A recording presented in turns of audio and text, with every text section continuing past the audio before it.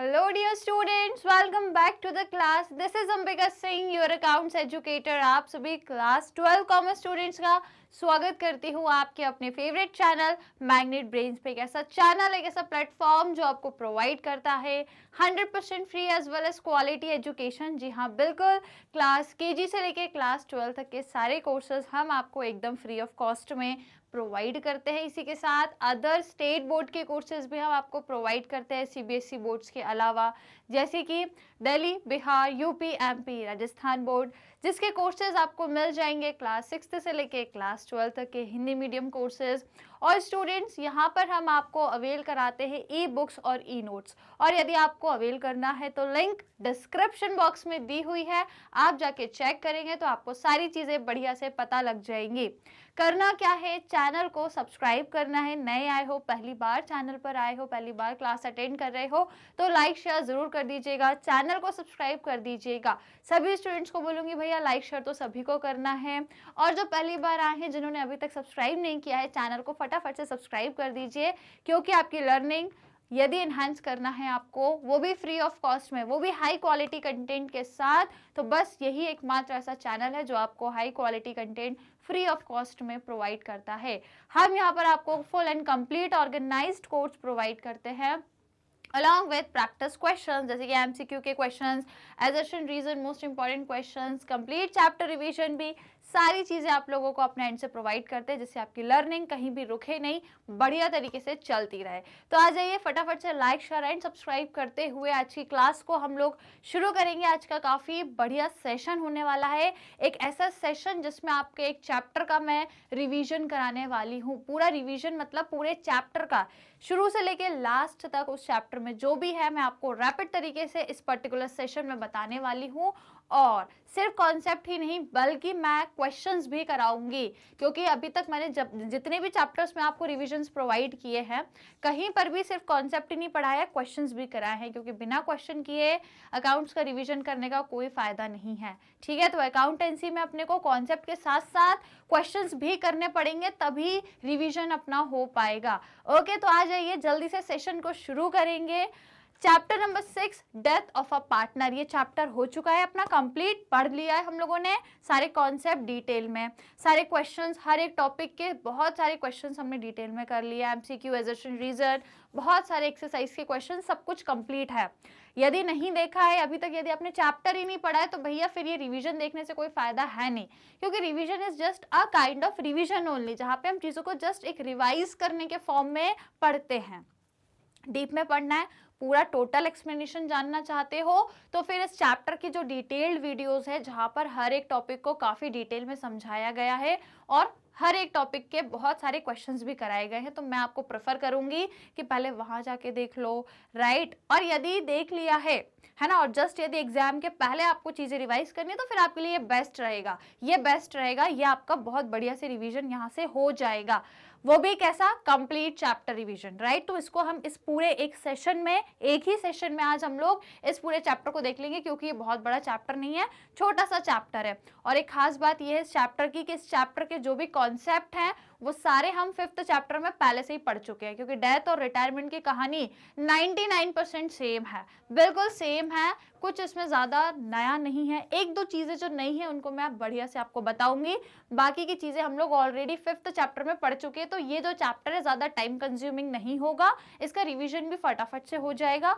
Concept मैं आपको जल्दी से रिवाइज करा दूंगी, और फिर आखिरी में बने रहना, क्योंकि क्वेश्चंस भी सॉल्व कराऊंगी, बिना क्वेश्चन सॉल्व कराए मैं आपको नहीं जाने दूंगी, ठीक है ना भैया। तो कॉन्सेप्ट के साथ हमें यहाँ क्वेश्चन भी करना पड़ेगा, तभी आपका कंप्लीट चैप्टर रिवीजन कहलाएगा। तो बस यहाँ से लेके आखिरी तक बने रहिएगा, कॉन्सेप्ट और क्वेश्चन सब कुछ कराऊंगी और आपका ये कंप्लीट चैप्टर रिवीजन कंप्लीट हो जाएगा, राइट। तो फिर शुरू करें सेशन को। आई होप सभी ने लाइक शेयर एंड सब्सक्राइब कर दिया होगा। तो आइए भैया, क्लास 12 की सेना जल्दी से आ जाए भैया, फटाक से शुरू करते हैं। पहले देख लें इस चैप्टर में पढ़ना क्या क्या है। देखो, डेथ ऑफ अ पार्टनर मतलब बेसिकली ये है कि यदि पार्टनर्स हैं ऑलरेडी, 2 3 4 जितने भी पार्टनर्स हैं, उनमें से यदि किसी एक की अनफॉर्चुनेटली डेथ हो जाती है तो उस कंडीशन में अब भैया जिसकी डेथ हो गई वो तो चला गया, जाने वाले को कोई नहीं रोक सकता, वो चला गया। लेकिन अब जो रिमेनिंग बचे हैं वो कैसे क्या कंटिन्यू करेंगे, उसके बाद वो अपने बुक्स ऑफ अकाउंट्स को कैसे मेंटेन करेंगे, क्या चीज़ें करेंगे, वॉटएवर जो भी चीज़ें हैं वो हमें इस चैप्टर में देखनी है। तो पहले शुरू कहाँ से करेंगे भैया, शुरू करेंगे कि इस चैप्टर में, इस पूरे चैप्टर में कौन कौन से टॉपिक हैं जो हमें पढ़ना है ना, कौन कौन से टॉपिक हैं जो हमें पढ़ना है। तो भैया देख लो, सबसे पहले तो हम क्या देखेंगे कि यदि किसी पार्टनर की डेथ हो जाती है तो इस पर्टिकुलर केस में क्या अकाउंटिंग वर्क हमें करना है अपनी बुक्स ऑफ अकाउंट्स में। उसके अलावा न्यू प्रॉफिट शेयरिंग रेशो क्या हो जाएगा, रिमेनिंग पार्टनर्स में अब नया रेशो बनेगा, क्योंकि जिसको जाना था वो गया, अब रिमेनिंग पार्टनर्स में एक नया शेयर बनेगा, न्यू रेशो कहलाएगा। और गेनिंग रेशो बनेगा, क्योंकि जिस पार्टनर की डेथ हो गई है उसका शेयर कौन लेगा, वो तो चला गया, उसको उसका अमाउंट उस तारीख तक का सब कुछ दे दिया, अब आगे से उसको कुछ भी नहीं देंगे क्योंकि वो चला गया। तो अब वो अमाउंट क्या होगा उसका, वो शेयर किसको मिलेगा, तो भैया जो रिमेनिंग पार्टनर है वही आपस में बांट लेंगे, इस वजह से उनका जो शेयर है वो इंक्रीज हो जाएगा। इसकी वजह से क्या होगा, वो गेन करेंगे। तो वो किस रेशो में कितना गेन कर रहे हैं, वो रेशो हम गेनिंग रेशो कहते हैं। देन उसके बाद अकाउंटिंग करेंगे गुडविल की, क्योंकि मैंने क्या बोला, यदि किसी पार्टनर को गेन होता है तो वो गुडविल में कंपनसेशन पे करता है, जिसको हम बोलते हैं अकाउंटिंग ऑफ गुडविल, ये पढ़ना है हम लोगों को। देन शेयर ऑफ प्रॉफिट और loss in the year of death, तो यदि जिस भी वर्ष में जिस भी मंथ में उसकी डेथ हो रही है, अब देखो डेथ कोई फिक्स्ड तो है नहीं कि भैया शुरू में ही होगी 1 अप्रैल को या साल के अंत में ही होगी 31 मार्च को, भैया कभी भी हो सकती है। तो जब भी उसकी डेथ होगी तब तक उसको हम उसके शेयर देंगे प्रॉफिट में, लॉस में जो भी शेयर होगा वो उसको हम प्रोवाइड करेंगे। शेयर ऑफ प्रॉफिट और लॉस ऑफ डिसीज्ड पार्टनर, अब उसका जो भी शेयर होगा डिसीज पार्टनर का, उसको हम कैसे प्रोवाइड करेंगे, किन मेथड से प्रोवाइड करेंगे, वो हमें पढ़ना है। हालांकि ये सब कुछ हमने रिटायरमेंट में पढ़ चुके हैं, ऐसा अभी तक इसमें कुछ भी नहीं है जो हमने रिटायरमेंट में नहीं पढ़ा, ये सब पढ़ लिया जस्ट फॉर अ रिविजन, मैं आपको सब कुछ फिर भी बताऊंगी। ओके, देन कंप्यूटेशन या फिर compensation of amount due to deceased partner, मतलब हमको यहाँ पे ये ढूंढना है कि उसको कितना अमाउंट हमें पे करना है, एग्जैक्ट उसका कितना अमाउंट बन रहा है जो हमें डिसीज पार्टनर को पे करना है, एग्जैक्ट उसका अमाउंट, मतलब उसका कितना कंपनसेशन उसको देना है या उसका अमाउंट को कितना हम देने वाले हैं, वो पूरा कंप्यूटेशन हमको करना है, उसको फाइंड करना है, कैलकुलेट करना है। देन पेमेंट करना है, जब अमाउंट पता लग जाएगा तो भैया पेमेंट कैसे क्या करेंगे, किसको, लीगल आयर को या फिर डिसीज पार्टनर के एग्जीक्यूटर को। Then amount payable to executor, now अब उसके बाद हम उसको कैसे अमाउंट पे करेंगे, उसके एग्जीक्यूटर का अकाउंट कैसे बनाएंगे वो देखना है। और लास्ट में हम क्या करते हैं, कैपिटल का एडजस्टमेंट किन के बीच में, रिमेनिंग पार्टनर के बीच में, जिसमें हम क्या करते हैं उनका कैपिटल ओपनिंग क्या बोलते हैं, करेंट अकाउंट, जिसमें हम उनका एक करेंट अकाउंट ओपन करके एडजस्टमेंट करते हैं कैपिटल का, सरप्लस और डेफिशिएट वाला काम है ना, ये हम कर चुके हैं भैया, सब कर चुके हैं, यहाँ तक सब कुछ कर लिया है। यहाँ पे एक नई चीज, ये भी खैर नई नहीं है, मैंने आपको रिटायरमेंट में भी बताई थी कि section 37 of Indian partnership act 1932 क्या कहता है, इंटरेस्ट 6% या फिर प्रॉफिट में शेयर, ये दो चीजें इस एक्ट में कही गई है जो मैं आपको पढ़ाने वाली हूँ, रिवीजन कराने वाली हूँ। इज इट क्लियर, इतने टॉपिक हैं इस पर्टिकुलर चैप्टर में जो हमें कवर करने हैं। तो आइए जल्दी से पहले पूरे टॉपिक पढ़ ले, पूरे कॉन्सेप्ट समझ लें, फिर उन्हीं कॉन्सेप्ट से रिलेटेड हम क्वेश्चंस भी करेंगे, तो पूरा चैप्टर अच्छे से रिवाइज हो जाएगा, है ना। आ जाओ भैया फिर जल्दी से शुरुआत करें। लाइक शेयर कर दिया सभी ने, मैंने आपको बता दिया इस चैप्टर में क्या क्या पढ़ना है, अब लाइक शेयर कर दो भैया, जल्दी से लाइक शेयर करो, फिर अपन लोग शुरू कर रहे हैं, शुरू करने जा रहे हैं हम, तो लाइक शेयर जल्दी से हो जाना चाहिए सभी का। चलो कर दिया क्या लाइक शेयर, तो फिर आ जाओ भैया, क्या क्या कह रहा है देखो। तो partnership like change in profit sharing ratio, admission and retirement of partner come to an end, death of a partner but the firm में कंटिन्यू, मतलब क्या कह रहा है यहाँ पे कि हमेशा पार्टनरशिप का जो एग्रीमेंट होता है वो बदल जाता है। कब बदलता है, या तो आप प्रॉफिट शेयरिंग रेशो बदल रहे हो, एडमिशन हो रहा है, रिटायरमेंट हो रहा है, सब कुछ, यदि डेथ भी हो रही है तब भी पार्टनरशिप का एग्रीमेंट सब कुछ चेंज हो जाता है, लेकिन बिजनेस रहता है, कंटिन्यू करता है, बिजनेस नहीं बंद होगा, है ना।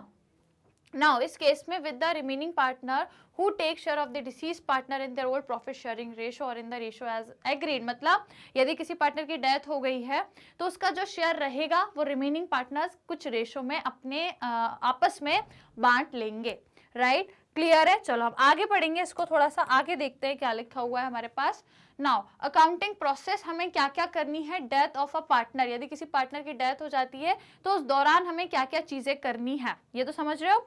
यदि डेथ हो गई, वो पार्टनर चला गया, अभी तक का उसका जो भी अमाउंट बनेगा वो सब हम उसके एग्जीक्यूटर को देंगे। एग्जीक्यूटर मतलब उसका जो लीगल आयर है, जैसे उसका सन, डॉटर, उसकी वाइफ, जो मतलब कानूनी तौर पे उसकी प्रॉपर्टी पे जिसका हक है। ऐसे हर कोई नहीं उसका एग्जीक्यूटर बन जाएगा कि यार इसका पूरा पैसा जो भी अब मेरे को दे दो, कोई भी नहीं दे, कोई भी ऐसा मतलब आप किसी को भी नहीं दे दोगे। जो उसका लीगल आयर है, मतलब जो कानूनी तौर पे उसका उसकी प्रॉपर्टी का हकदार होता है, जैसे कि उसका या तो सन मतलब उसका बेटा, उसकी बेटी, या फिर उसकी वाइफ, ठीक है। तो ये सब लोग लीगल आयर्स होते हैं, राइट। और उसने जो भी अपने कॉन्ट्रैक्ट में एग्रीमेंट में लिखा होगा लीगल आयर या उसके एग्जीक्यूटर के बारे में, उसको हम ये अमाउंट दे देते हैं, राइट। उसको अमाउंट हम दे देते हैं। तो बस यहाँ पे करना यही रहता है कि अभी तक का जो भी जिस जिस तारीख तक उसकी डेथ हुई है उस तारीख तक का उसको जो भी अमाउंट है, जो भी हिसाब किताब है, वो पूरा दे देंगे। अब भैया उसका काम खत्म हो गया उसका। अब उसका शेयर किसको देंगे आगे से? अब आगे से उसका शेयर कौन रखेगा, क्योंकि वो तो गया। तो अब उसका शेयर आपस में जो रिमेनिंग पार्टनर है आपस में कुछ रेशो में बांट लेंगे, डिस्ट्रीब्यूट कर लेंगे, है ना। तो देखो retirement of a partner is voluntary, तो आपको मालूम है रिटायरमेंट एक वॉलेंट्री प्रोसेस होती है जिसको हम सोच समझ के पूरी प्लानिंग के साथ रिटायरमेंट करते हैं। पर भैया डेथ जो है वो कोई वॉलेंट्री नहीं है, वो उसको आप प्लान नहीं कर सकते। It is an uncertain process, कभी भी हो सकती है, कोई प्लानिंग नहीं करता अपने डेथ की, ठीक है ना। रिटायरमेंट की प्लानिंग होती है पर डेथ की नहीं होती है। इस पर्टिकुलर केस में हम क्या करते हैं, जो भी उसका अमाउंट बनेगा हिसाब किताब पूरा बनाएंगे और रिटायर पार्टनर को हम पे कर देते हैं। किसमें? अगर रिटायर हो रहा है पार्टनर तो उसको पूरा अमाउंट हिसाब किताब हम दे देंगे। और इस केस में यदि डेथ हो रही है ना, रिटायरमेंट पे तो जो पार्टनर रिटायर हो रहा है उसको पूरा हिसाब किताब हम बना के दे देते हैं, उसका जो भी अमाउंट रहता है दे देते हैं। किसको? उसी पार्टनर को जो रिटायर हो रहा है। पर डेथ वाले केस में उसके लीगल आयर को या उसके एग्जीक्यूटर को हम अमाउंट पे करते हैं, क्योंकि जो जिसकी डेथ हो गई भैया वो तो चला गया, उसको तो अमाउंट पे करना पॉसिबल ही नहीं है। तो अब आप उसके लीगल आयर या फिर उसके एग्जीक्यूटर को अमाउंट पे कर देते हो। क्लियर? इस तरीके से हम अकाउंटिंग करते हैं, है ना। नाउ अब इस दौरान हमको एडजस्टमेंट क्या क्या करना है, तो वही एडजस्टमेंट होता है भैया, प्रॉफिट शेयरिंग रेशो बदल जाएगा, गुडविल का एडजस्टमेंट हम करते हैं, अगेन रिवैल्यूएशन एसेट्स और रीअसेसमेंट ऑफ लायबिलिटी करेंगे, कोई रिजर्व है एक्यूमुलेटेड या अनडिस्ट्रीब्यूटेड प्रॉफिट लॉस है तो उसमें उसको हिस्सा देंगे। ये सब चीजें हम करते हैं डेथ के केस में भी। उसके बाद हम ये देखेंगे कि प्रॉफिट में या लॉस में उसका कितना शेयर है, स्टार्टिंग ऑफ द डेट से लेके till the death of a partner, उसका जो भी शेयर रहेगा उसको दे देंगे।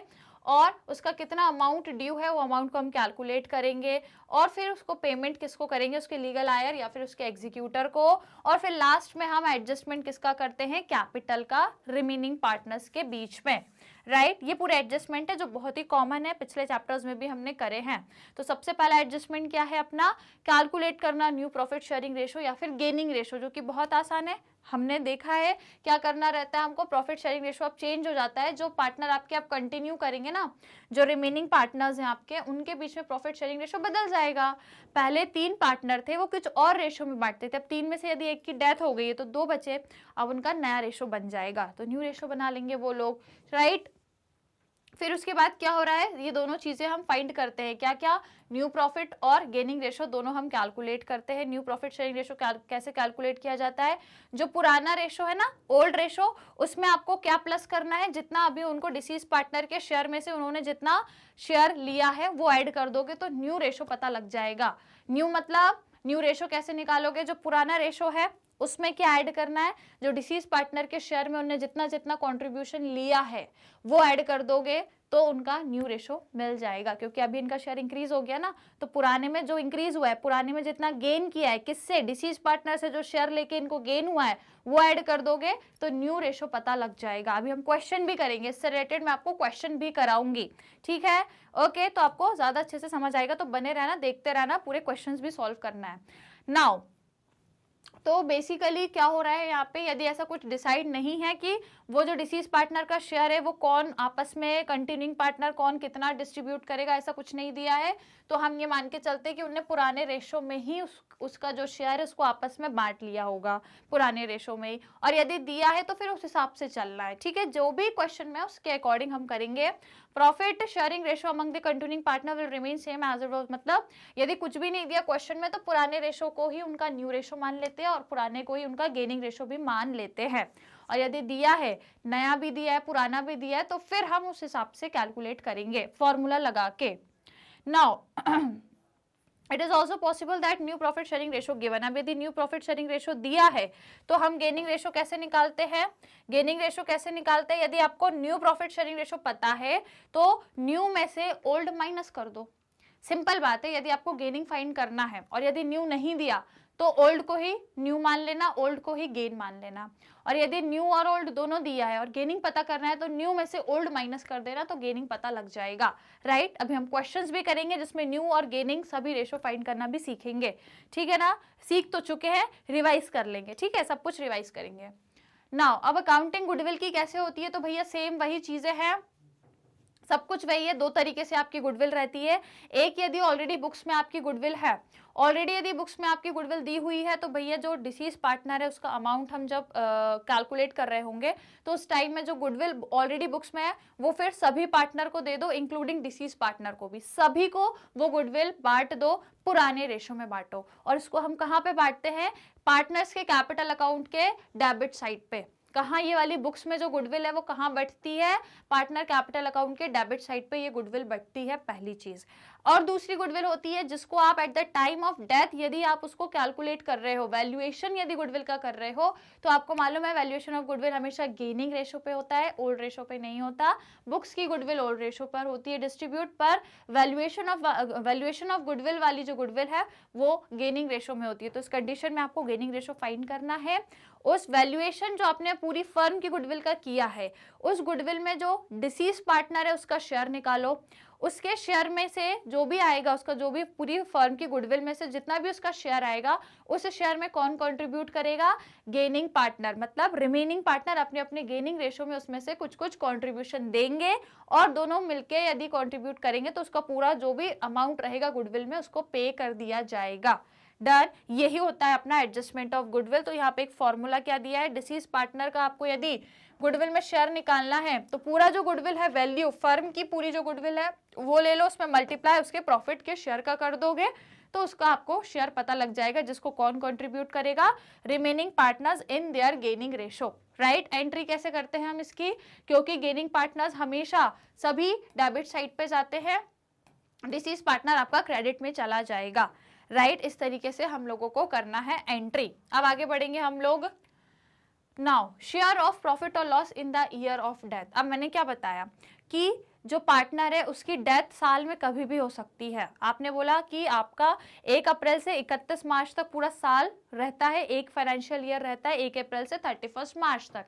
अब आपको एग्जैक्ट प्रॉफिट कितना हुआ, लॉस कितना हुआ, वो तो आपको 31 मार्च को ही पता लगेगा, पूरा साल खत्म होने के बाद ही तो पता करेंगे ना प्रॉफिट कितना है, लॉस कितना है। बीच में कोई पूछेगा तो कैसे बताएंगे भैया, बैलेंस शीट, फाइनेंशियल स्टेटमेंट सब कुछ तो 31 मार्च को बनता है, आखिरी दिन पे ही पता लगता है कि साल भर में प्रॉफिट कितना है, लॉस कितना है। अब जो डेथ हो रही है वो 31 मार्च को तो हो ही नहीं रही है ना, ये कोई मतलब जरूरी थोड़ी ना किसी की डेथ उसी दिन होगी भैया, वो तो कभी भी हो सकती है। अब आपने बोला कि भैया 1 अप्रैल से 31 मार्च तक पूरा साल है और आपको यहाँ पे पता लगता है कि प्रॉफिट है या लॉस है, और यदि कोई पार्टनर है जो बीच में, सपोज करो 1 सितंबर को डेथ हो गई किसी की, अब आपको तो प्रॉफिट और लॉस है क्या है पता ही नहीं, और कितना है यही नहीं पता, क्योंकि वो तो भैया आखिरी में पता लगेगा और डेथ तो बीच में हो गई 1 सितंबर को। लेकिन अब आपको शेयर तो देना पड़ेगा, मना नहीं कर सकते, शेयर तो देना पड़ेगा। कब तक का, 1 अप्रैल से लेके 1 सितंबर तक का, इसका इस पर्टिकुलर ड्यूरेशन का जो भी रहेगा प्रॉफिट लॉस उसका शेयर देना पड़ेगा।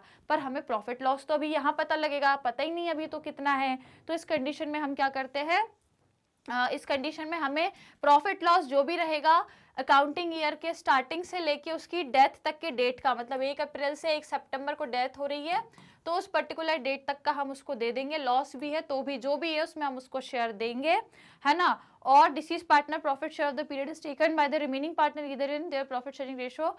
Okay, now in the absence of information, it is assumed that deceased partner profit share is taken by the remaining partner in their profit sharing ratio। और ये तो आपको मालूम ही है कि अब जो डिसीज पार्टनर है उसका अब जो शेयर रह जाएगा, क्योंकि वो गया, अब उसकी डेथ हो गई है, अब से जो शेयर रहेगा वो रिमेनिंग पार्टनर्स आपस में बांट लेंगे। क्लियर, समझ आया? चलो अब हम आगे बढ़ेंगे। आगे इसकी हमको एंट्री कैसे करनी है, यदि अब आप क्या करोगे इस पर्टिकुलर केस में कैलकुलेट करोगे कि भैया एक अंदाजा लगाओगे कि हमको वो पर्टिकुलर अप्रैल से लेके, जैसे मैंने अभी यहाँ पे बताया था आप लोगों को, अप्रैल से लेके सितंबर तक का आप एक एस्टिमेट बना लोगे, अंदाजा लगा लोगे। जैसे आपने अंदाजा लगाया कि यार हमको पिछले साल पूरे एक साल में 2 लाख रुपए प्रॉफिट था। कितना था? 2 लाख रुपए प्रॉफिट पिछले साल था, तो आपने एस्टिमेट बना लिया कि इस साल भी 2 लाख ही रहेगा। तो 2 लाख का अब आप ये 2 लाख तो पूरे साल का है, पर अब आपको उसको सिर्फ शेयर कितने में देना है? अप्रैल से सितंबर, मतलब अप्रैल, मई, जून, जुलाई, अगस्त, सिर्फ 5 महीने। अगस्त तक, क्योंकि 1 सितंबर को तो डेथ हो गई है, तो सिर्फ 5 महीने का प्रॉफिट में निकालोगे। 5 महीने, क्योंकि ये पूरे साल का प्रॉफिट है, आप सिर्फ 5 महीने का प्रॉफिट निकालो। इसको कैसे करके निकालोगे 5 महीने का प्रॉफिट? इंटू 5/12 करके 5 महीने का प्रॉफिट निकल जाएगा। जो भी निकलेगा उसमें उसका शेयर निकालोगे, किसका?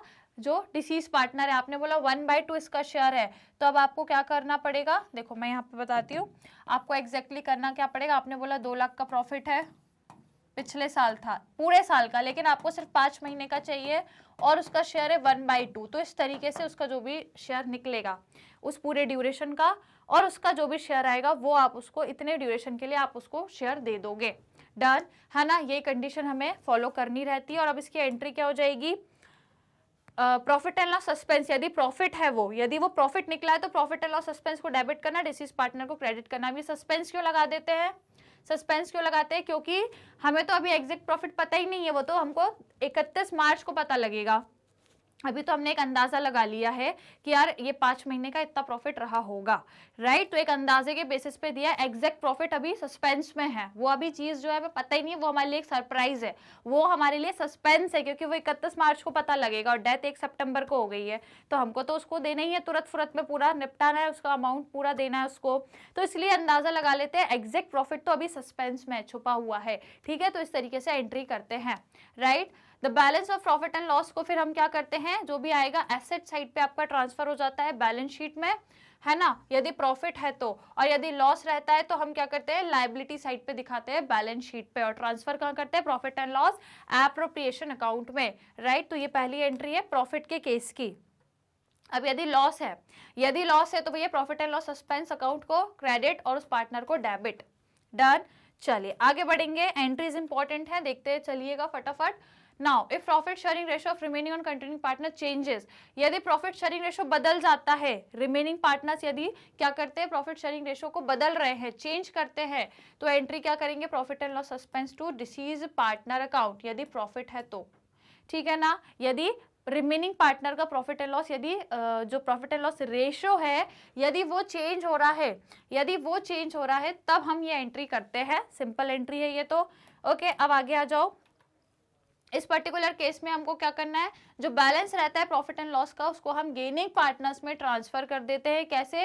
Gaining partner capital account to profit and loss suspense account. यदि क्या है आपका प्रॉफिट एंड लॉस सस्पेंस, यदि लॉस है तो। उसके अलावा आपको बेस्ट एंट्री, ये इससे ज्यादा अच्छी एंट्री आपकी ये है, ये अपन नहीं करने वाले, अपन ये वाली एंट्री करेंगे, ये वाली गेनिंग पार्टनर, क्योंकि सभी गेनिंग पार्टनर्स हैं, कहाँ जाएंगे? डेबिट में, और डिसीज पार्टनर क्रेडिट में, राइट। और यदि लॉस है तो again reverse entry, profit and loss suspense debit credit जाएगा, डिसीज पार्टनर डेबिट चले जाएंगे, रिवर्स एंट्री हो जाएगी। और फिर गेनिंग जो है क्रेडिट हो जाएंगे, क्योंकि लॉस में रिवर्स एंट्री होती है, और डिसीज पार्टनर डेबिट हो जाएगा, राइट। ये हमने अभी क्वेश्चन भी करेंगे, डोंट वरी, मैं आपको ये क्वेश्चन भी कराऊंगी, तो आपका सब कुछ रिवाइज हो जाएगा। नाउ अब क्या है हमारा, ये देख लो भैया।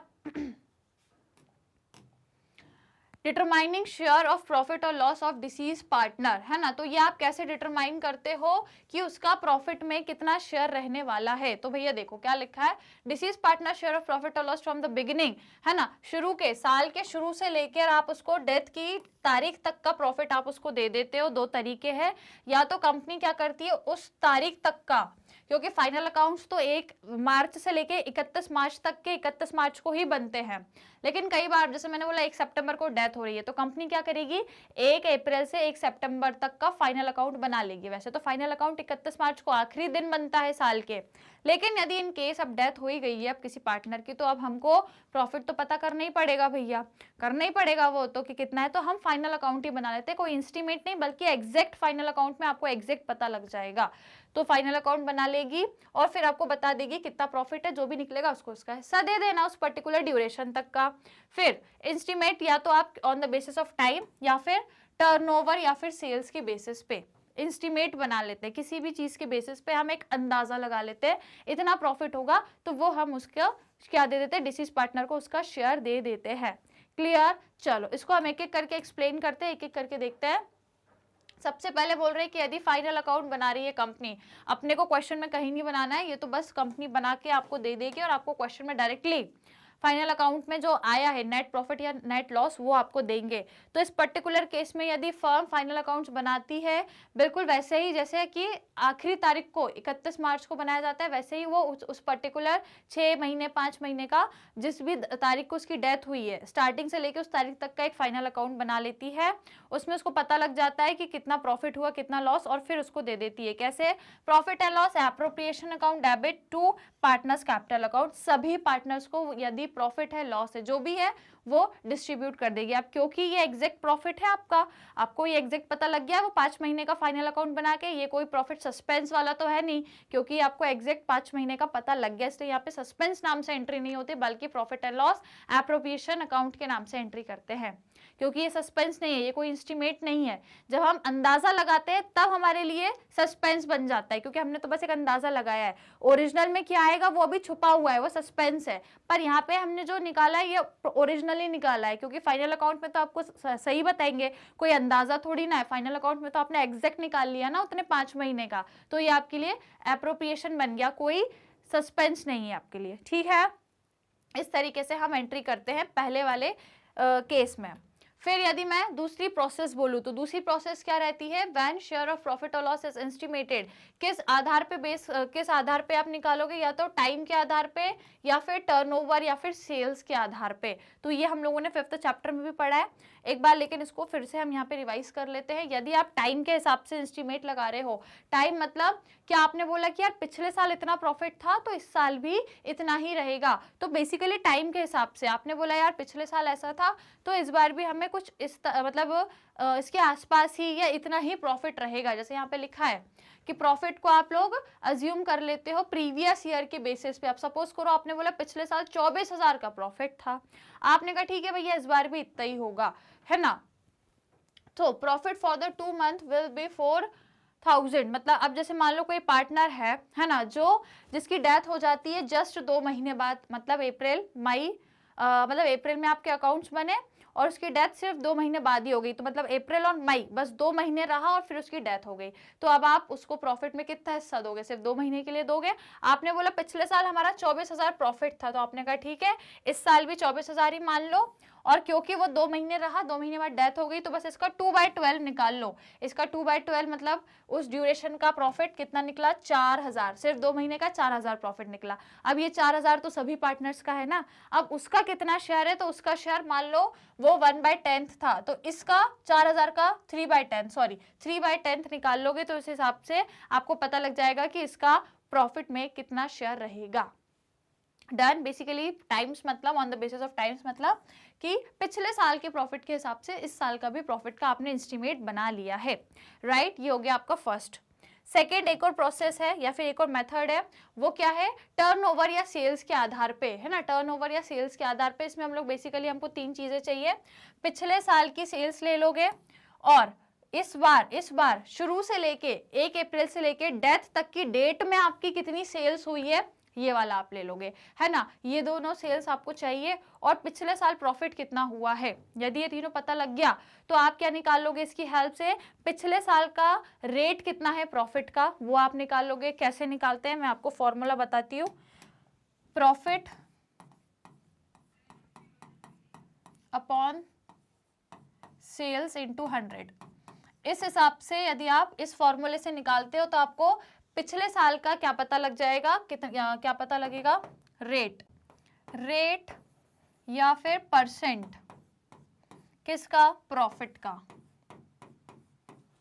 समझे क्या मतलब हुआ इसका, इस पर्टिकुलर फॉर्मूले से आपको क्या पता लग जाएगा कि रेट कितना है या फिर प्रॉफिट का परसेंट कितना है, ये आपको पता लग जाएगा, है ना। यही हमें पता भी करना होता है कि कितना परसेंटेज प्रॉफिट है। तो कैसे निकालेंगे, इसमें अपन को ये तीनों चीजें चाहिए, ये तीनों चीज की हेल्प से आपको ये पता लग जाएगा कि इस पर्टिकुलर ईयर में उतनी ड्यूरेशन पे, स्टार्टिंग ऑफ द ईयर से लेके डेथ तक, पार्टनर की डेथ तक हमने कितनी सेल्स करी और उस सेल्स पे जो प्रॉफिट हुआ है वो कितना हुआ है, और उससे आप बढ़िया से उस प्रॉफिट में डिसीज पार्टनर को शेयर दे दोगे, राइट। थोड़ा सा और मैं आपको इसको समझा देती हूँ, हालांकि मैंने इसका डिटेल वीडियो आपको समझाया हुआ है, डिटेल वीडियो में मैंने आपको ये पूरा बढ़िया से सारी चीजें ये पूरा एक्सप्लेन किया है, फॉर्मूला पूरा लगा के एक पूरा मैंने आपको एग्जाम्पल से बताया था। तो वो यदि डिटेल वीडियो देखिए तो आपको ये सब चीजें याद आ गई होगी, इतने फॉर्मूले देख के ही आपको समझ आ गया होगा कि हाँ ये चीज हमको आती है। लेकिन मुझे मालूम है यदि वो नहीं पढ़ा होगा तो फिर यहाँ कंफ्यूजन हो रही होगी आपको, ठीक है। लेकिन मैं एक बार और जल्दी से आपको रिवाइज करा देती हूँ।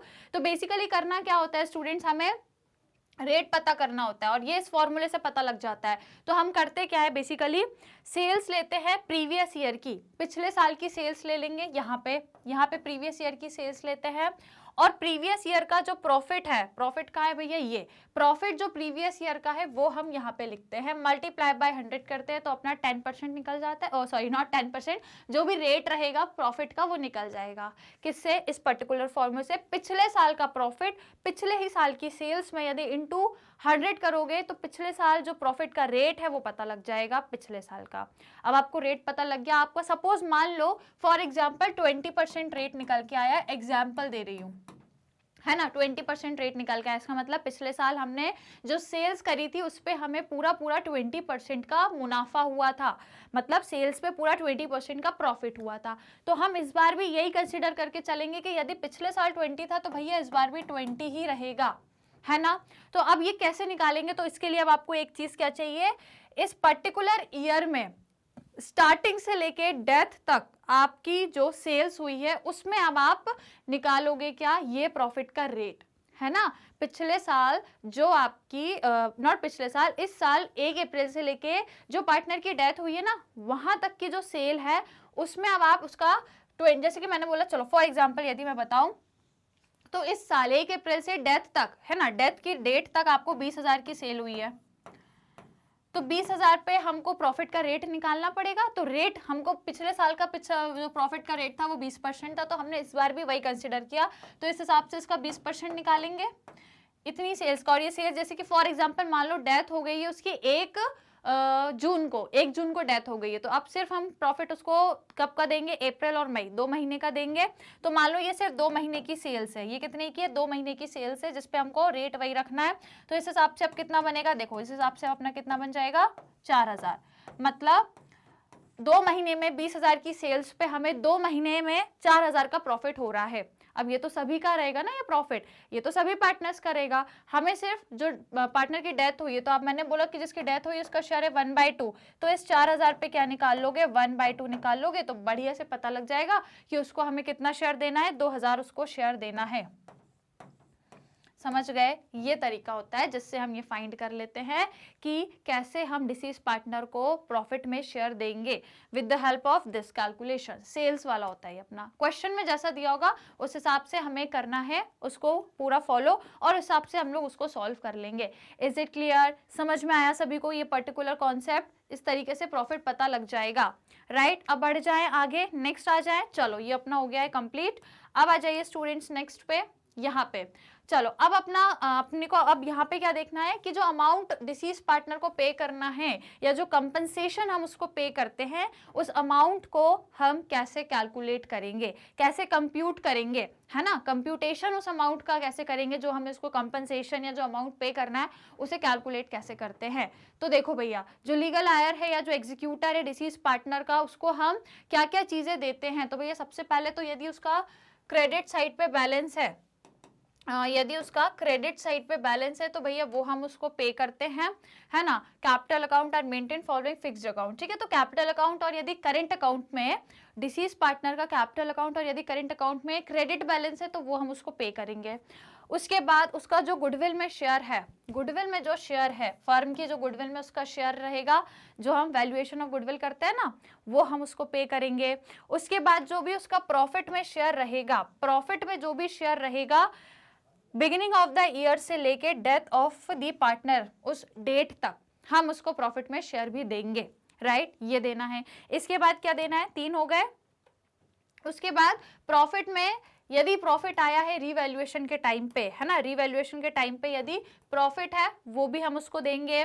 उसके बाद एक्यूमुलेटेड मतलब कोई अनडिस्ट्रीब्यूटेड प्रॉफिट या रिजर्व है वो भी हम उसको दे देंगे। कैपिटल पे कोई इंटरेस्ट देना है वो भी देंगे। कोई कमीशन या सैलरी देने की बात है तो भैया वो भी देना पड़ेगा। और यदि आपने उससे कोई लोन लिया था, फर्म ने यदि उससे कोई लोन लिया था, तो उसको जाते टाइम मतलब उसको, उसके एग्जीक्यूटर को हम क्या देंगे, उस लोन को भी वापस कर देंगे, राइट। आपने डिसीज पार्टनर से लोन लिया था, अब उसकी डेथ हो गई है, अब हम उसका पूरा हिसाब किताब कर रहे हैं। तो फर्म ने जो भी लोन लिया था, अब इस पर्टिकुलर केस में वो पूरा उसको अमाउंट क्या करेगी, वापस करेगी, रिफंड कर देगी। इज इट क्लियर, समझ गए सभी, कोई दिक्कत कोई परेशानी। ये सब, ये पूरा अमाउंट हमें उसे पे करना है, किसको, डिसीज पार्टनर के एग्जीक्यूटर को। अब अगला देख लो भैया, ये हो गया अपना। अब कौन कौन सी चीजें हैं जो हमें अमाउंट में से डिडक्ट करनी है, जिसमें से हम क्या करेंगे, उसके अमाउंट को कम हो जाएगा। ये वो देखो, पहले जो बताया ये वाली चीजें हमें उसे पे करनी है। अब ये आइटम्स वो हैं जो हमें उससे लेने हैं, ठीक है। हम उससे ये सारी चीजें वापस ले लेंगे या एक तरीके से उसके अमाउंट में से डिडक्ट कर देंगे।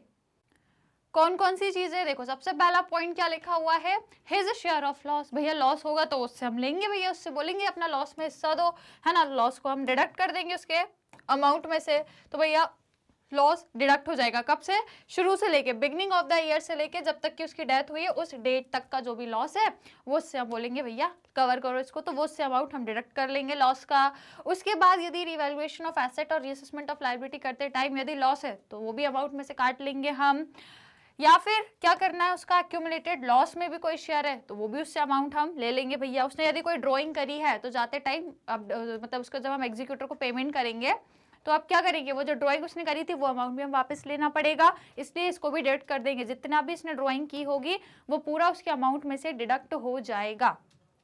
फिर उसके बाद क्या होगा, इंटरेस्ट ऑन ड्राइंग, मतलब जो इंटरेस्ट लगाएंगे, यदि फॉर एग्जाम्पल कई बार होता है ना कि फर्म यदि आपको ड्राइंग अलाउ कर रही है तो उस पर इंटरेस्ट भी चार्ज करेंगे, तो आपका जो इंटरेस्ट का अमाउंट रहेगा वो भी डिडक्ट हो जाएगा।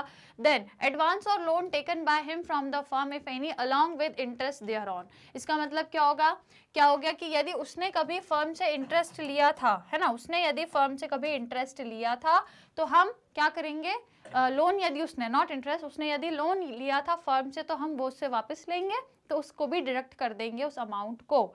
तो इस तरीके से उसका लास्ट में समझ में आ जाएगा जो भी बैलेंस आएगा। यदि करंट अकाउंट में ये सारे एडजस्टमेंट कर रहे हो तो करंट अकाउंट में फिर जो भी बैलेंस आएगा उसको कहाँ पे ट्रांसफर कर देना, डिसीज पार्टनर के कैपिटल अकाउंट में ट्रांसफर कर देना और फिर उसके बाद एग्जीक्यूटर के अकाउंट में ट्रांसफर कर देना। राइट, क्लियर, समझ गए। तो ये सारी चीजें हैं जो हमें करनी है, जो अमाउंट उसे देना है या फिर उसके अमाउंट में से डिडक्ट करना है। राइट, कोई दिक्कत कोई समस्या। चलो अब आगे बढ़े हम लोग फटाफट। नाउ अब इसकी एंट्री कैसे करते हैं, तो भैया देख लो, deceased partner capital account debit to deceased partner executor account. Right, इस तरीके से हमें एंट्री करनी होती है। अब आगे बढ़ेंगे हम लोग स्टूडेंट्स। चलो, तो डिसीज पार्टनर का जो कैपिटल अकाउंट होता है उसका फॉर्मेट देख लो, काफी सिंपल है, कुछ ज्यादा इसमें है नहीं, क्योंकि ये सब कुछ हम लोग पहले भी पार्टनर के जो कैपिटल अकाउंट बनाते थे ना हम लोग, वहां पर भी हम यही चीजें करते थे। जो डिसीज पार्टनर होता है उसका कैपिटल अकाउंट हम किस तरीके से बनाते हैं, तो देख लो भैया, इस तरीके से बनता है। सबसे पहले कैपिटल अकाउंट का जो भी बैलेंस है, क्रेडिट बैलेंस है, बैलेंस ब्रॉट डाउन कर दो। करेंट अकाउंट का क्रेडिट बैलेंस है वो भी हम लोग शो करेंगे।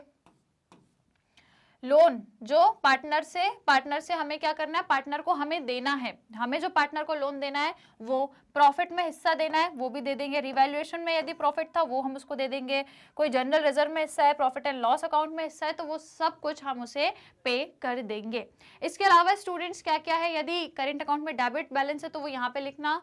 लोन यदि हमने उससे लिया था, हम उसको वापस करेंगे तो वो यहाँ पे आ जाएगा। रिवैल्यूएशन का लॉस है तो वो यहाँ पे आ जाए। अच्छा एक मिनट, लोन बेसिकली क्या हो रहा है यहाँ पे, लोन उसका हमने जो उसको दिया था, मतलब लोन जो हमने उसको दिया था वो हम उससे वापस ले रहे हैं तो वो यहाँ पे रिकॉर्ड हो जाएगा।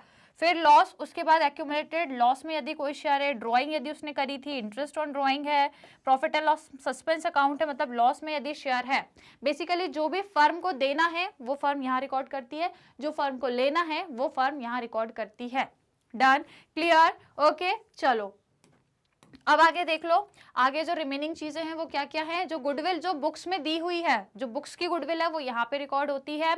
इसके अलावा जो भी डिसीज पार्टनर का एग्जीक्यूटर का जो अमाउंट बनेगा वो यहाँ पे लिखेंगे, जो आपका बैलेंसिंग फिगर रहेगा, है ना। और यहाँ पे क्या क्या बच गया है, वो अपना इंटरेस्ट ऑन कैपिटल, उसको यदि देना है, सैलरी या कमीशन कुछ देना है, तो ये सारी चीजें जो भी देना है वो यहाँ, और जो लेना है उससे वो यहाँ, राइट। इस तरीके से हम लोग अकाउंट बनाते हैं। अभी हम लोग क्वेश्चन भी करेंगे तो इन सभी अकाउंट्स को बनाएंगे ना। अमाउंट पेबल टू एग्जीक्यूटर किस तरीके से दे सकते हैं, दो मेथड है, या तो एक बार में इकट्ठा दे रहे हो आप लमसम मेथड, या फिर एक से ज्यादा इंस्टॉलमेंट में आप देते हो। ये अभी मैं क्वेश्चन भी कराऊंगी इससे रिलेटेड, तो आपको बढ़िया से समझ आ जाएगा, क्वेश्चन भी करेंगे। अकाउंटिंग एंट्री कैसे हो जाती है, यदि आप एक बार में दे रहे हो तो डिसीज पार्टनर के एग्जीक्यूटर को दे रहे हो तो एग्जीक्यूटर का अकाउंट डेबिट कर देना, बैंक से दे रहे हो तो बैंक को क्रेडिट कर दोगे, है ना। इसके अलावा नेक्स्ट एंट्री आपकी क्या हो जाएगी, नेक्स्ट एंट्री क्या होगी, जब यदि आप इंस्टॉलमेंट में दे रहे हो, है ना, एक बार में पूरा इकट्ठा पैसा ना दे करके यदि इंस्टॉलमेंट में दे रहे हो तो हर एक इंस्टॉलमेंट में 6% इंटरेस्ट लगा देना रिमेनिंग अमाउंट पे।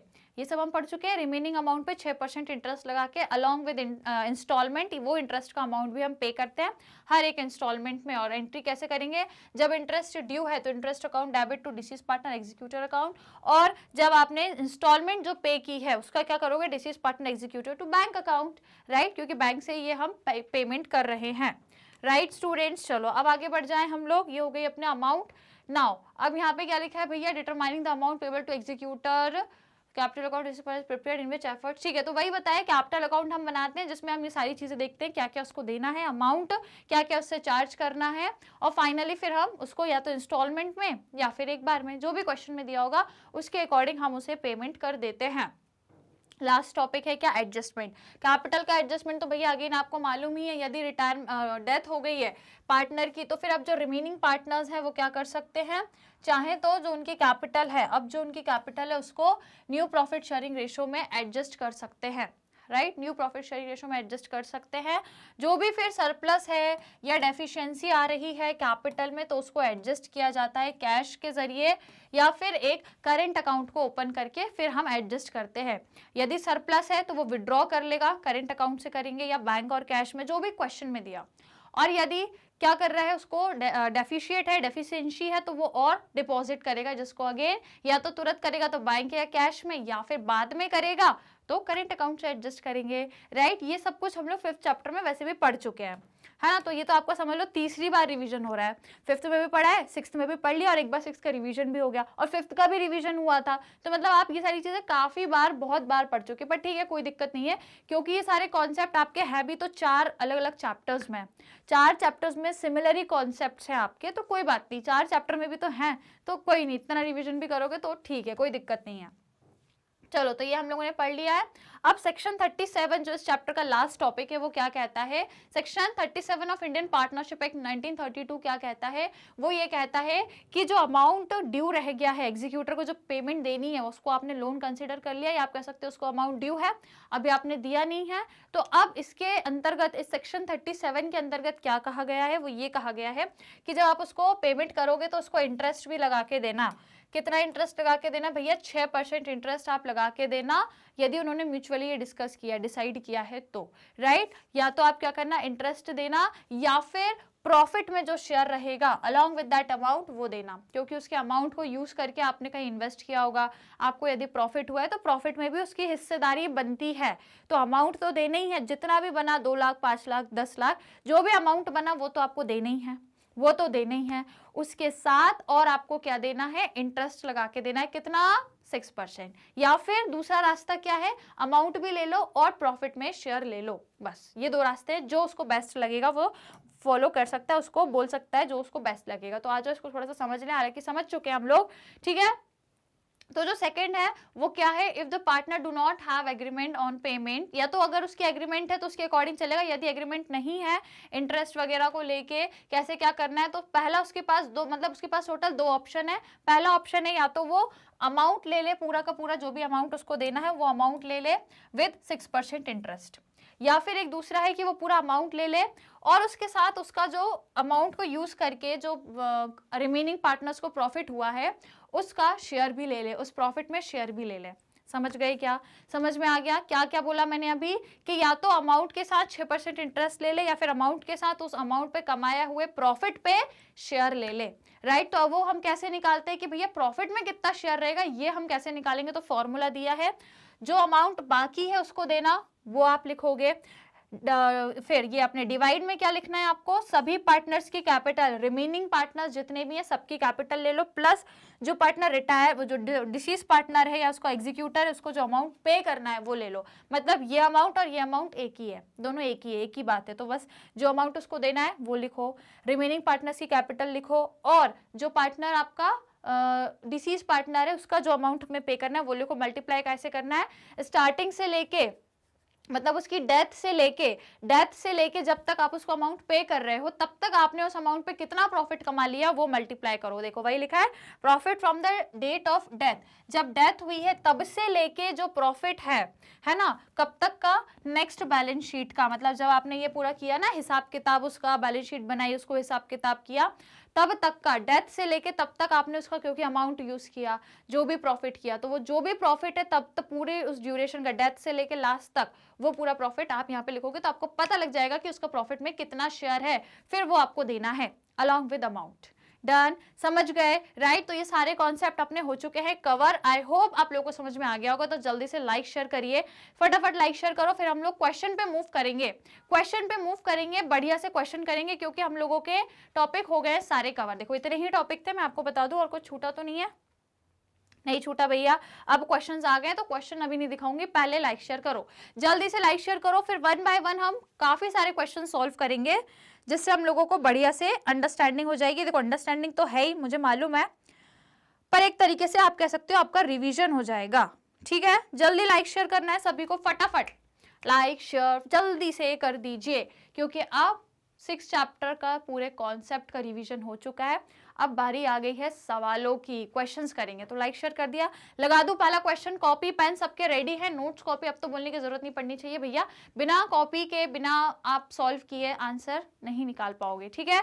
आई होप सभी के कॉपी पेन सब रेडी है, तो फिर आइए क्वेश्चन 1 से शुरुआत करेंगे। आई होप कि भैया सभी ने लाइक शेयर करा होगा। तो चलो क्वेश्चन 1 आपकी स्क्रीन पे है, 2 पार्ट्स में है, ए और बी, दोनों को सेपरेट सेपरेट हम लोग सॉल्व करेंगे। सॉल्व करना चालू करेंगे तो आ जाओ भैया, पहले क्वेश्चन को बढ़िया से रीड करें, पहला ए करेंगे फिर बी करेंगे। तो देखो ए क्वेश्चन बोल रहा है कि भैया W, X, Y और Z are partner sharing profit and loss in the ratio of 1/3, 1/6, 1/3 और 1/6, ठीक है। 4 पार्टनर है, चारों के रेशियो दिए हैं। Y की डेथ हो जाती है, Y मतलब ये 3rd नंबर का जो पार्टनर है ये वाला, इसकी डेथ हो जाती है, और अब जो W, X, Y, Z है उन्होंने ये डिसाइड किया है कि वो प्रॉफिट और लॉस को इक्वल बांटेंगे, मतलब पुराना ये है और अब नया इक्वल बन गया है। इनका आपसे बोला है कैलकुलेट गेनिंग रेशो कैलकुलेट करना है। कैसे निकालते हैं गेनिंग रेशो का फॉर्मूला क्या है, new ratio minus old ratio, यही होता है। आपको क्वेश्चन में न्यू और ओल्ड सब कुछ गिवन है, आप निकाल सकते हो क्या, निकालने तो फिर हम निकालने क्या भैया बताओ जरा, निकालने कैसे निकालेंगे। देखो सबसे पहले हम ए वाला कर रहे हैं सॉल्व, ठीक है। चलो तो क्वेश्चन में पहले जो गिवन है वो लिखो। देखो ओल्ड रेशो हमें देके रखा है, पहले तो ओल्ड रेशो को हमें उसमें करना पड़ेगा, फ्रैक्शन में दिया है ना, तो हम इसको रेशो में कन्वर्ट करेंगे। देखो 1/3, 1/6, 1/3, 1/6 ऐसा दिया है, 1/3, 1/6, 1/3, 1/6। इसको रेशो में करने के लिए सबका बेस एक करना पड़ेगा, इक्वल बेस बनाना पड़ेगा, इक्वल डिनोमिनेटर होना चाहिए। तो जो 6 दिया है इसको आप ऐसे ही रहने देते हैं, जो 3 है इसको 6 बना देते हैं। तो क्या करना पड़ेगा, 3 को 6 बनाने के लिए 2 से मल्टीप्लाई करना पड़ेगा क्या, या तो नहीं, या तो 6 ही है, यहाँ पे करना पड़ेगा और 2 से मल्टीप्लाई। तो ये फाइनली इसका कितना बनेगा भैया, देखो 2 1 ज़ा 2, 3 2 ज़ा 6, फिर इसका तो 1/6 है ही, और इसका 2 1 ज़ा 2, 3 2 ज़ा 6 और इसका 1/6। इसका मतलब अब ओल्ड रेशो फाइनली कितना हो गया, 2 रेशो 1 रेशो 2 रेशो 1, ये न्यू रेशो निकल गया। अब सॉरी ओल्ड रेशो। अब न्यू रेशो का यदि मैं बोलती हूँ तो न्यू रेशो क्वेश्चन कह रहा है इक्वल है भैया, 3 पार्टनर्स बचे, एक की डेथ हो गई है ना, किसकी हुई है, वाई की आई थिंक, हाँ वाई की, तो WXY इसकी हो गई है डेथ, ठीक है। तो अब रिमेनिंग 3 के बीच में 1:1 का रेशो है। क्वेश्चन आपसे कह रहा है कि फाइंड करिए गेनिंग रेशो।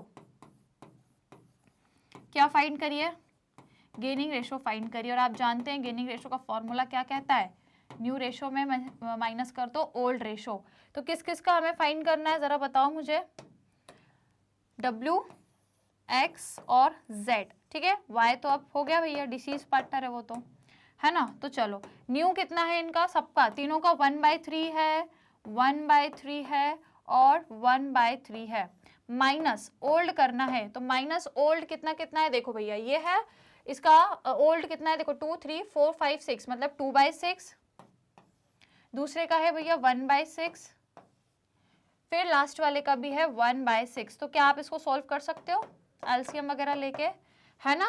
2 1 2 1 है। चलो एलसीएम लेके फटाफट जरा मुझे सॉल्व करके बताओ कितना बनेगा। तो देखो 3 के टेबल में 3 और 6 दोनों आता है, तो आराम से यहाँ 6 एलसीएम बन जाएगा। 3 के टेबल में 6 2 टाइम्स, 2 1 ज़ा 2, माइनस 6 के टेबल में 6 1 टाइम्स और 1 2 ज़ा 2, ये कितना आ गया भैया, देखो 6 के टेबल में 6 1 टाइम्स 1 2 ज़ा 2, मतलब इसका तो 0 आ रहा है, ठीक है। 2 - 2 0, मतलब नो गेन नो सेक्रीफाइस, कुछ भी नहीं है इसका, ठीक है। नेक्स्ट वाले का करो आप, ये है 6, इसके बाद 3 के टेबल में 6 2 टाइम्स, 2 1 ज़ा 2 माइनस 1 1 ज़ा 1, कितना हो गया 1/6 इसका आ गया।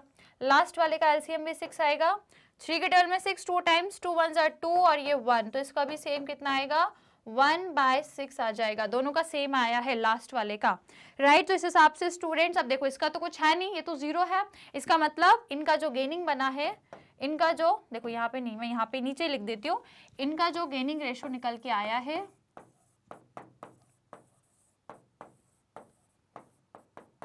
कितना बना है, फर्स्ट का तो है ही नहीं क्योंकि उसने कुछ नहीं किया, तो अब इन दोनों ने ही किया है, सिर्फ लास्ट के 2 पार्टनर दैट इज X और Z, सिर्फ X और Z ने ही गेन किया है, किस रेशो में 1:1 रेशो में। रुको भैया मैंने 6 लिख दिया, 1:1 के रेशो में दोनों ने क्या किया है, गेन किया है। Is it clear, right. चलो पहला वाला हो गया, अब अपन बी वाला करेंगे, ठीक है। तो पहले रीड करते हैं बी क्या कह रहा है, आ जाओ, पहले बी हो गया, अब इसको रीड कर लो, क्या कह रहा है, ABC are partner sharing profit and loss in the ratio of 4:3:2, 3 partners हैं और तीनों का ये दिया हुआ है। अब भैया सी की हो गई है डेथ, सी की बोले तो इसकी डेथ हो गई है, और अब हो क्या रहा है कि जो ए है उसने 4/9 शेयर लिया है सी का, और जो भी बचा हुआ है सी का शेयर, देखो सी के शेयर का 4/9 ए ने ले लिया, और सी के शेयर का जो 4/9 ए ने ले लिया, उसका फिर जो बच रहा है 4/9 में से फिर जो सी का जो बचा है वो बी ने ले लिया,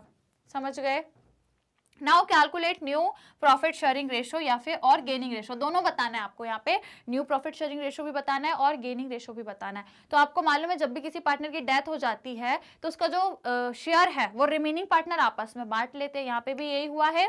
सी की डेथ हो गई है तो जब सी का शेयर है, कितना है सी का शेयर, ये है, मतलब ये है 5 6 7 8 9, मतलब 2/9, सी का शेयर कितना है 2/9, तो 2/9 का जो 4/9 हिस्सा है वो ए ने ले लिया, और उसके बाद जो बचा हुआ हिस्सा बचेगा 2/9 का जो रिमेनिंग बचेगा वो बी ने ले लिया।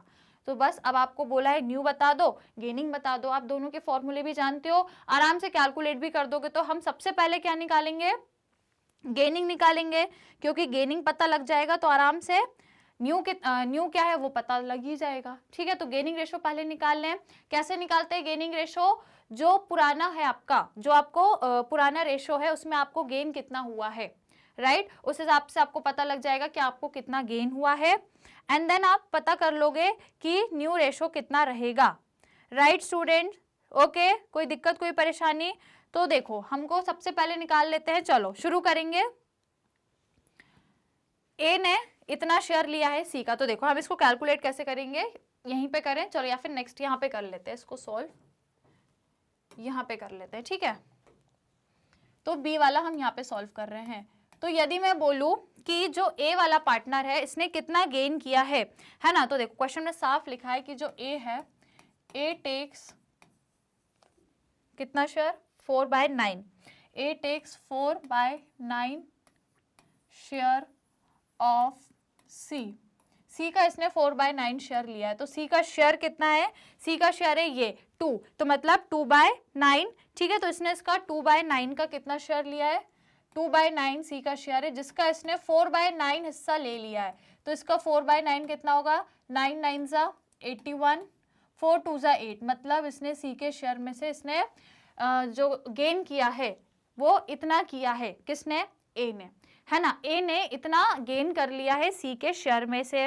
अब यदि हम बोले कि भैया सी की कहानी देखें, तो सी का क्या लिखा है इन्होंने कि सी टेक्स बैलेंस या फिर रिमेनिंग,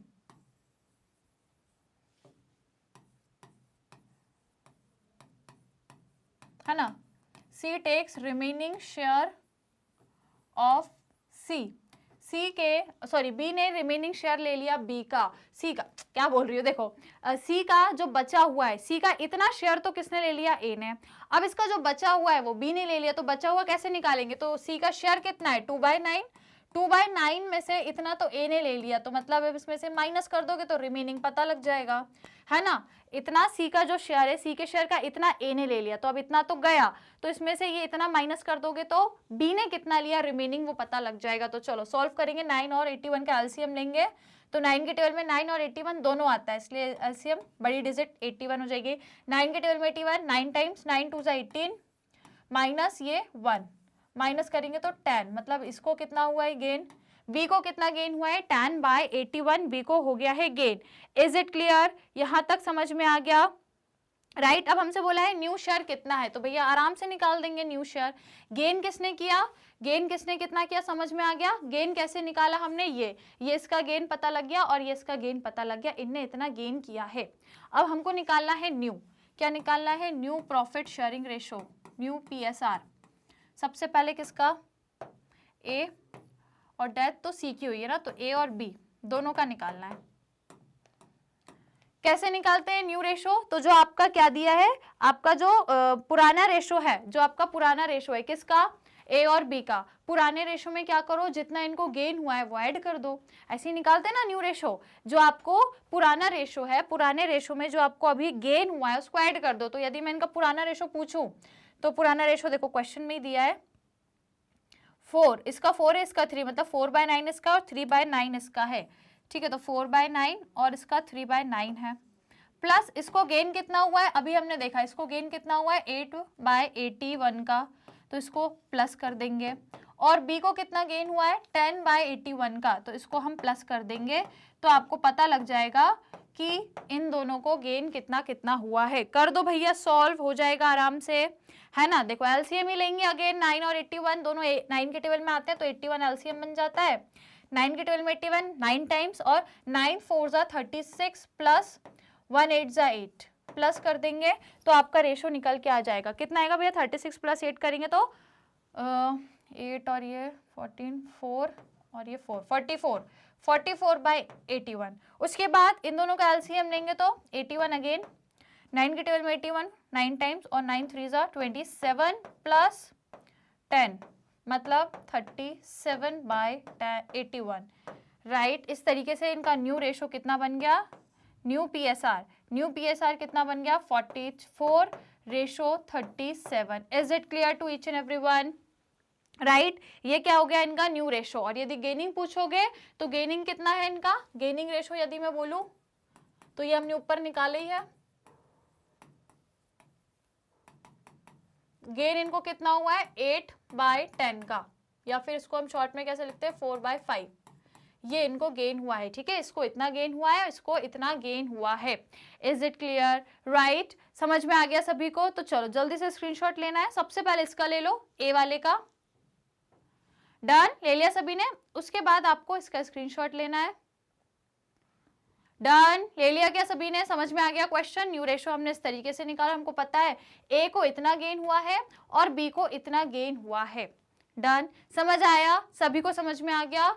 आगे बढ़े फिर, क्या हम आगे बढ़ जाएं भैया, है ना? और चाहो तो आप ऐसे भी निकाल सकते हो गेन को, जो न्यू है ना, न्यू रेशो ये जो आया है, न्यू में से क्या माइनस करोगे? ये ओल्ड। न्यू में से यदि ओल्ड भी माइनस करोगे तो भी आपको पता लग जाएगा गेनिंग रेशो क्या है ना? तो उस तरीके से भी निकाल सकते हो, न्यू माइनस ओल्ड, क्योंकि फॉर्मूला हमको पता है ना गेनिंग का। देखो यदि मैं यहाँ पे लिखूं आपको न्यू माइनस ओल्ड, ठीक है, तो यदि मैं किसका बोलूं? ए का यदि बोलूं, ए और बी दोनों का यदि हम लोग निकालें इस फॉर्मूले से, तो अब इनका न्यू रेशो कितना बन गया है?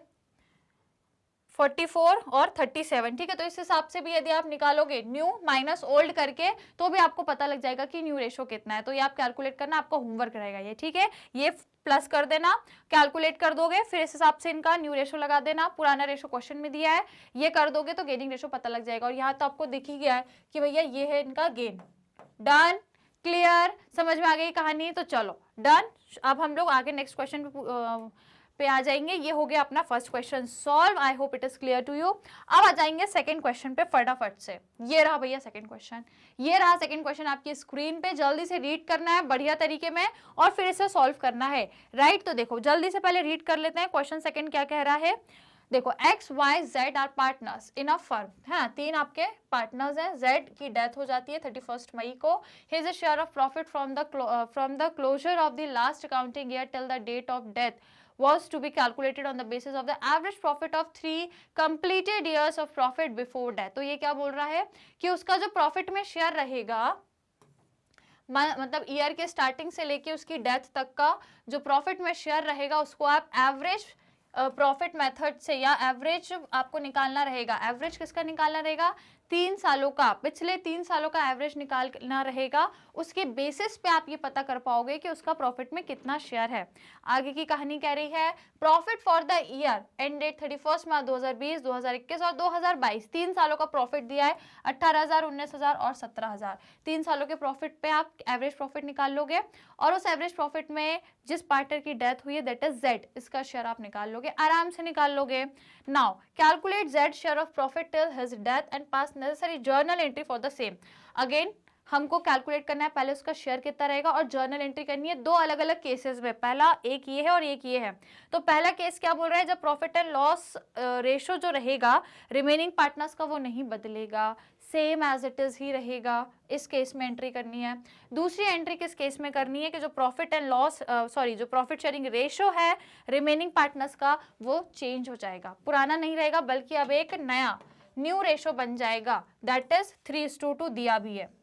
तो पुराना भी दिया है अपने को, पुराना दिया है क्या? पुराना शायद नहीं दिया, तो पुराना नहीं दिया तो कोई दिक्कत नहीं है, 1:1 मान लो, जब नहीं दिया तो इक्वल मान लो। और न्यू आपको दिया ही है 3:2, राइट, समझ गए। तो बस सबसे पहले हम एवरेज प्रॉफिट निकालेंगे और जो पार्टनर डिसीज पार्टनर है उसका शेयर निकालेंगे और फिर एंट्री करेंगे इन दोनों केसेस में। तो पहले तो भैया प्रॉफिट निकालना पड़ेगा, है ना। तो आ जाओ इधर, वर्किंग नोट्स में निकाल लेंगे जल्दी से, ठीक है। चलो तो सबसे पहले क्वेश्चन में हमको निकालना है भैया क्या, एवरेज प्रॉफिट 3 इयर्स का, पिछले 3 सालों का एवरेज प्रॉफिट। तो क्वेश्चन में दिया है अपने को 18, 19 और 17,000, ठीक है। तो मतलब क्या हो गया, ये 18, 19,000 प्लस 17,000, ये आपको पिछले 3 वर्षों का प्रॉफिट दिया है। डिवाइड बाय 3 हम कर देंगे। तो बताओ इस हिसाब से तीनों को प्लस करके डिवाइड बाय 3 करो, कितना आएगा?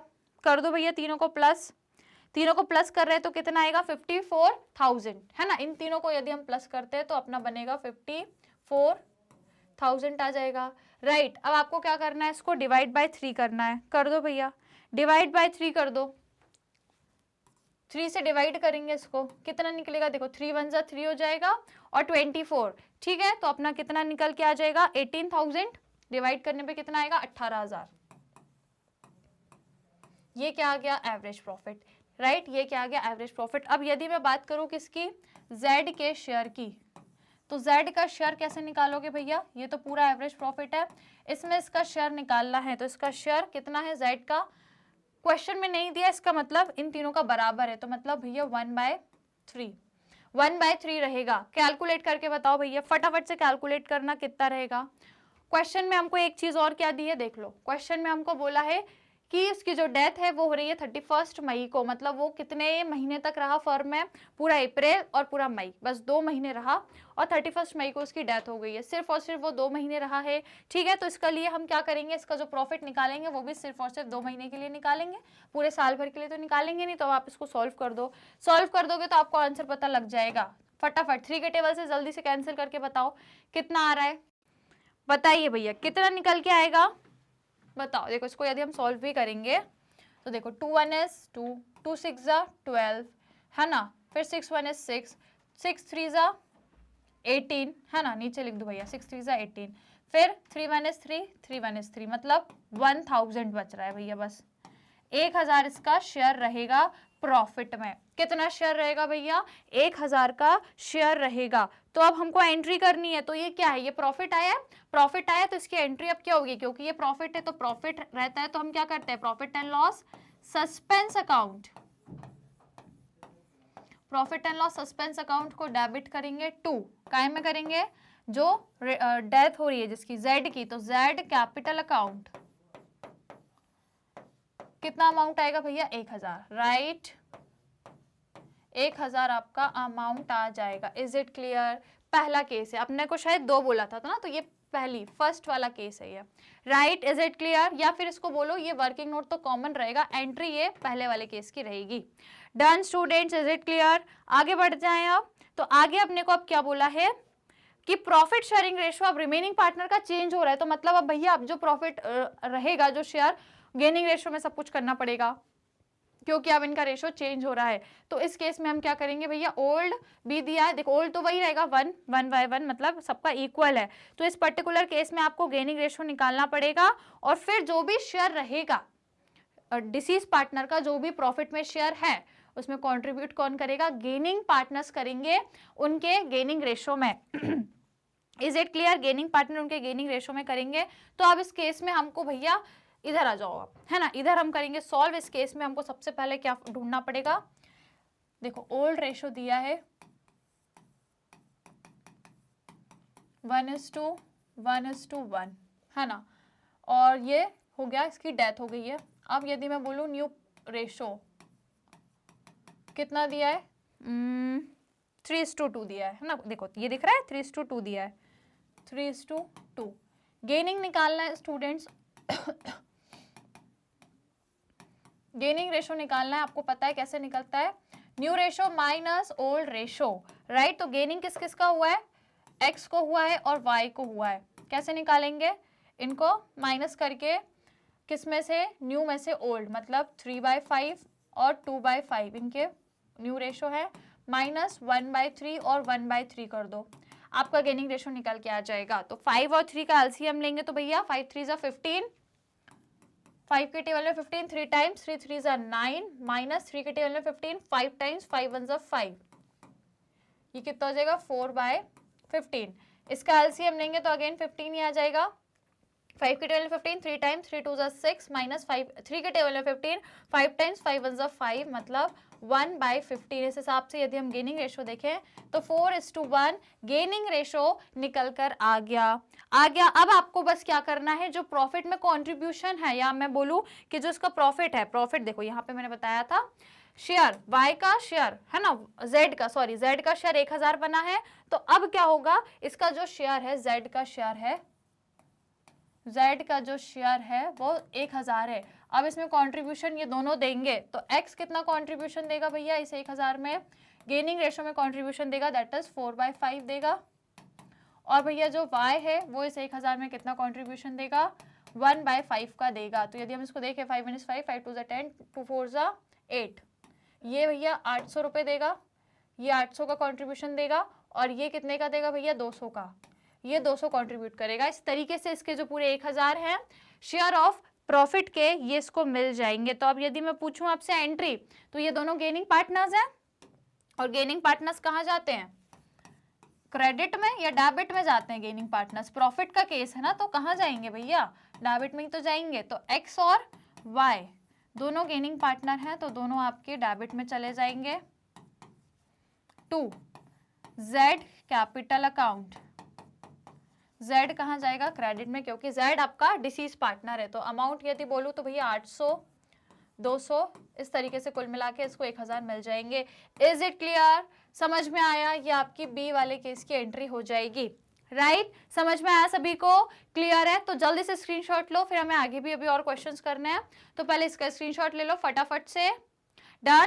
फिर उसके बाद इसका स्क्रीनशॉट लेना है। डन माय डियर स्टूडेंट्स, ले लिया तो फिर चलो इसको हटा देते हैं। अपन लोग नेक्स्ट क्वेश्चन करेंगे जल्दी से, बहुत सारे क्वेश्चंस करने अपने को, ठीक है? चलो ये हो गया आपका सेकंड क्वेश्चन। अब आइए थर्ड वाले क्वेश्चन पे। ये रहा थर्ड क्वेश्चन स्क्रीन पे, रीड करेंगे सबसे पहले। तो भैया क्या कह रहा है देखो, Akhil, Vikram and Charu were partner sharing profit and loss in the ratio of 3:2:1। अब विक्रम डाइड ऑन 30 सितंबर 2022, ठीक है? विक्रम मतलब ये बीच वाले पार्टनर की डेथ हो जाती है। Loss from the beginning of the accounting year till the date of a death was estimated at 3,60,000, है ना? साल की शुरू से लेके उसकी डेथ जिस दिन पे हुई है तब तक का बिजनेस को लॉस हुआ है। लॉस कितना? 3,60,000 का। अब अखिल और चारू ने ये डिसाइड किया है कि वो फ्यूचर के प्रॉफिट को 3:2 के रेशो में बांटेंगे। अब 1 अक्टूबर 2023 क्या दिया आपको? नेक्स्ट से, मतलब 30 सितंबर को डेथ हो गई है, 1 अक्टूबर से उनका नया प्रॉफिट शेयरिंग रेशो बन गया है। आपको बोले कि जर्नल एंट्री करो टू रिकॉर्ड, क्या लिखा है? भुवन शेयर। भुवन कौन है भाई? भुवन शेयर। अब भुवन नहीं होगा, ये विक्रम होगा, ठीक है? क्योंकि विक्रम यहाँ पे दिया ना, ये विक्रम है, ठीक है? भुवन तो है ही नहीं, पार्टनर ही नहीं है। पार्टनर तो सिर्फ अखिल, विक्रम और चारू है। तो ये आपका क्या है? विक्रम,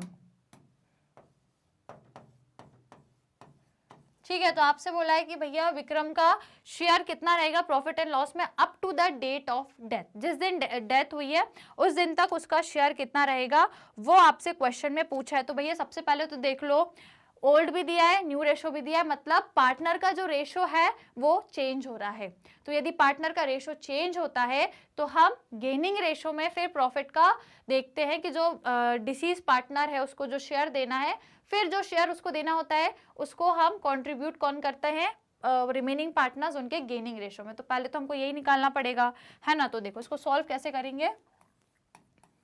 ओल्ड रेशो जो आपको क्वेश्चन में गिवन है कितना दिया है? 3:1, ठीक है? 3:2:1। उसके बाद हमको जो न्यू रेशो दिया है क्वेश्चन में, डेथ किसकी हो गई है? इसकी डेथ हो गई है। और जो अब न्यू रेशो बना है वो 3:2 का बना है। आपको बताना है पहले गेनिंग रेशो। गेनिंग रेशो का बढ़िया फॉर्मूला आपको पता ही है, क्या होता है? न्यू माइनस ओल्ड, है ना? तो अब हमें रिमेनिंग पार्टनर्स का बोलना है, मतलब ए, विक्रम की तो डेथ हो गई, और सी, इन दोनों का बताना है। तो न्यू कितना बन गया इनका? 3/5 और 2/5, इन दोनों का नया है। माइनस ओल्ड करना है तो 3/6 और 1/6। सॉल्व करेंगे आप लोग। एलसीएम ले लो भैया 5 और 6 का, तो 5 6 30, ठीक है? ये हो जाएगा 30। 5 के टेबल में 30 6 टाइम्स में आता है, और 6 3 18 माइनस 6 के टेबल में 30 5 टाइम्स में आता है, और 5 3 15, कितना आ जाएगा? 3/30 आ जाएगा। सेम एलसीएम 5 6 30 यहाँ भी आएगा। 5 के टेल में 30 6 टाइम्स में आता है, और 6 2 12 माइनस 6 के टेल में 30 5 टाइम्स है, 5 1 5। 5 में से 12 को यदि हम लोग माइनस कर देंगे तो कितना निकलेगा? 7। 7/30 आपका इसका रेशो आ गया। इसका मतलब इनका जो गेनिंग रेशो बना है वो बना है 3:7। 3:7 जो है भैया इनका गेनिंग रेशो है। कोई दिक्कत, कोई परेशानी? अब आपको क्वेश्चन में लॉस दिया है कितने का? 3,60,000 का। तो यदि मैं बोलूं विक्रम का शेयर, तो मतलब विक्रम शेयर इन लॉस कितना है? तो आपने बोला लॉस मैम 3,60,000 है, और जो पार्टनर है उसका शेयर कितना है? 2 है, मतलब 2/6 उसका शेयर है, और उसको हम शेयर सिर्फ और सिर्फ कितने मंथ के लिए देंगे? 30 सितंबर तक ही देंगे। तो मतलब अप्रैल, मई, जून, जुलाई, अगस्त और सितंबर, मतलब पूरे 6 महीने के लिए। 6 महीने के लिए रहा, और 30 सितंबर को डेथ हो गई है, तो मतलब पूरे हम लोग 6 मंथ के लिए उसको शेयर देंगे लॉस में। तो मतलब 6 मंथ्स के लिए, तो 6/12। Is it clear? यहाँ तक की कहानी क्लियर है ना? तो बता दो जरा कितना बनेगा इसका शेयर, कितना शेयर बनेगा बताओ। Vikram death on 30 September 2022 lost, हाँ ठीक है, 30 सितंबर को डेथ हो रही है ना, तो अप्रैल मई जून जुलाई अगस्त सितंबर 6 महीने के लिए है ना, 6 महीने के लिए हमें बताना है। तो भैया बता दो कितना बन रहा है शेयर, फटाफट से कैलकुलेट करके बताओ जरा कितना निकल रहा है, बताओ भैया। तो क्या आंसर आएगा? देखो भैया यहाँ पे हमने क्या किया, जो भी उसका लॉस है बिजनेस का उसमें उसका शेयर निकालना है ड्यूरेशन के लिए। देखो हमको ड्यूरेशन बोली है ना क्वेश्चन में, 30 सितंबर, अच्छा loss for the beginning of the accounting year till the date of, अच्छा इसमें ये जो लॉस दिया है ना भैया, देखो हमने एक चीज पकड़नी भूल गए, हमको एक चीज ये देखनी थी कि ये जो लॉस है ना 3,60,000 का, ये आपको दिया ही है, उस उतने ही ड्यूरेशन का ही लॉस दिया है, ये पूरे साल का लॉस नहीं दिया है। ये जो लॉस है पूरे साल का नहीं है, ये आपका है ही शुरुआत से, बिगिनिंग से लेकर के डेथ तक की डेट तक का ही ये प्रॉफिट लॉस है, पूरे साल का नहीं है, शुरू से लेके डेथ तक, मतलब ये डेथ कब हुई 30 सितंबर तक का ही ये लॉस है। तो फिर हमको ड्यूरेशन निकालने की जरूरत नहीं है, ये मत निकालना फिर, ठीक है, बस इतना ही निकालो, फिर ये निकालने की जरूरत नहीं है, ठीक है। तो ये आ जाएगा अपना, बढ़िया से इसको सॉल्व कर देंगे, 3 से जाएगा तो 1 और 2, मतलब कितना आ जाएगा इसका शेयर 1,20,000। इस पूरे लॉस में जो विक्रम है उसका शेयर कितना 1,20,000 है। अब इसको कौन कंट्रीब्यूट करके देगा, ये गेनिंग पार्टनर्स कंट्रीब्यूट करेंगे, मतलब ए और सी कंट्रीब्यूट करेंगे कितना 1,20,000 का, ये देगा भैया 3/10 पार्ट, और ये 1,20,000 का कितना देगा 7/10 पार्ट देगा, राइट। तो इस हिसाब से यदि हम कैलकुलेट करेंगे इसका मतलब ये कितना देगा 36,000 है ना, और ये 12 7 का कितना हो जाएगा 84, ये कितना देगा 84,000 देगा। Is it clear? राइट, इस तरीके से इसकी पूरे 1,20,000 की हो जाएगी पेमेंट लॉस की, मतलब लॉस है एक्चुअली ये, तो ये लॉस का कंट्रीब्यूशन है। तो आपको मालूम है लॉस के केस में क्या करेंगे, गेनिंग पार्टनर को क्रेडिट कर देंगे, रिवर्स एंट्री हो जाएगी। तो बस आपका ये कौन है डिसीज पार्टनर, पहले डिसीज पार्टनर को डेबिट करना पड़ेगा, तो बी, मतलब बी कैपिटल अकाउंट अब डेबिट हो जाएगा। 2 डिसीज कौन कौन हो गए, और मतलब गेनिंग पार्टनर कौन कौन है, ए कैपिटल अकाउंट है और सी कैपिटल अकाउंट है ना। कितना है देखो, ये है 36,000, ये है 84, एक मिनट रुको भैया, ये है यहाँ पे 36,000, ये है 84,000, कुल मिला के 1,20,000 हो गया। Is it clear? ये हो गई एंट्री, इस तरीके से क्वेश्चन अपना सॉल्व हो चुका है, राइट। कोई दिक्कत कोई परेशानी भैया, समझ आया? स्क्रीनशॉट ले लो जल्दी, फटाफट क्विकली स्क्रीनशॉट ले लो, फिर हम आगे बढ़े अगले क्वेश्चन पे, जल्दी जल्दी करना है। डन, ले लिया सभी ने स्क्रीनशॉट? आ जाओ भैया, फिर हम आगे बढ़ेंगे, मूव करेंगे नेक्स्ट क्वेश्चन पर, है ना। आ जाओ भैया नेक्स्ट क्वेश्चन देखेंगे। लाइक शेयर करा क्या सबने? जल्दी से लाइक शेयर करो, फिर मैं अगला क्वेश्चन कराऊंगी फटाफट, सो दैट आपकी सारी चीजें रिवाइज हो सके। क्वेश्चन 4 करेंगे अब। लाइक शेयर किया क्या सभी ने, सब्सक्राइब कर दिया चैनल को? तो फिर आ जाओ क्वेश्चन 4 देख लेते हैं क्या है क्या नहीं है, सारी चीजें पढ़ते हैं पहले अच्छे से।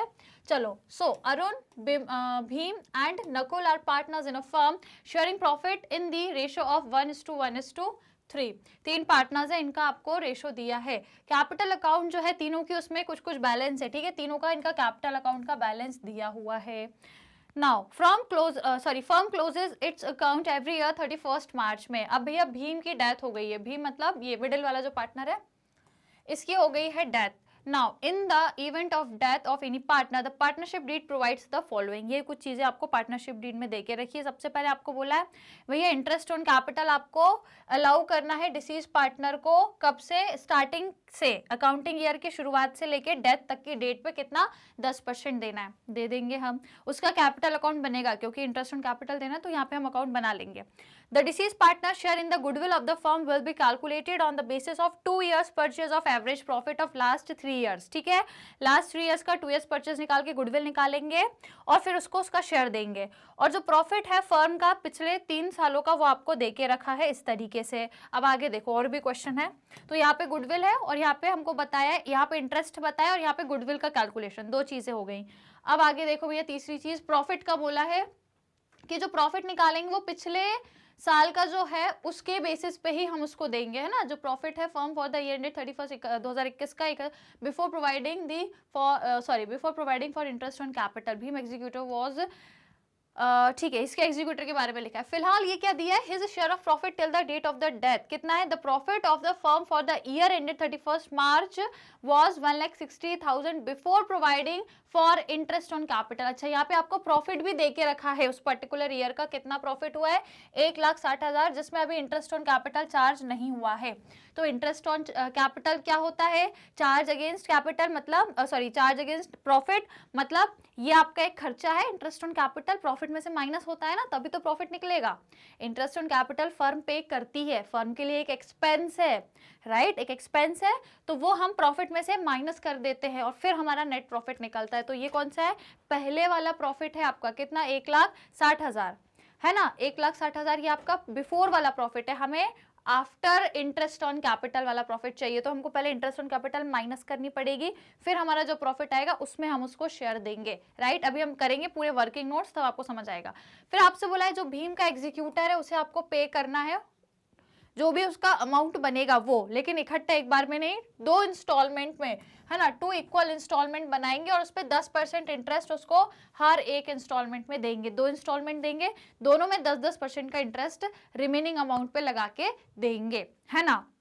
नाउ आपको बोला भैया भीम का कैपिटल अकाउंट बनाओ जिसमें आपको पूरे एडजस्टमेंट्स करने हैं, सारी चीजें क्रेडिट डेबिट सब करना है। उसके बाद आपको क्या करना है, एग्जीक्यूटर, इसके लिए हिज एग्जीक्यूटर लोन अकाउंट भी बनाना है आपको, राइट। उसके एग्जीक्यूटर का लोन अकाउंट भी हमें प्रिपेयर करना है। Is it clear to everyone, right. Loan account कैसे बनेगा, क्योंकि 2 साल में इंस्टॉलमेंट पे पैसा दे रहे हैं, तो दोनों सालों में हम दोनों ईयर्स का हम लिखेंगे उसमें, लोन अकाउंट में 2 इंस्टॉलमेंट्स लिखेंगे। क्वेश्चन समझ में आ गया, जल्दी से इसे सॉल्व करेंगे तो आपका बढ़िया से रिवीजन हो जाएगा, राइट। तो हम लोग शुरुआत में हम लोग को क्या बनाना पड़ेगा, पहले पार्टनर का कैपिटल अकाउंट भीम का, ठीक है। तो शुरुआत में स्टूडेंट्स हम लोग यहाँ पे बनाएंगे वर्किंग नोट्स में, सबसे पहले चल देंगे, सबसे पहले भीम का कैपिटल अकाउंट, ठीक है। तो फॉर्मेट हमें बनाना पड़ेगा, चलो यहाँ पे बना लेंगे हम लोग Bhim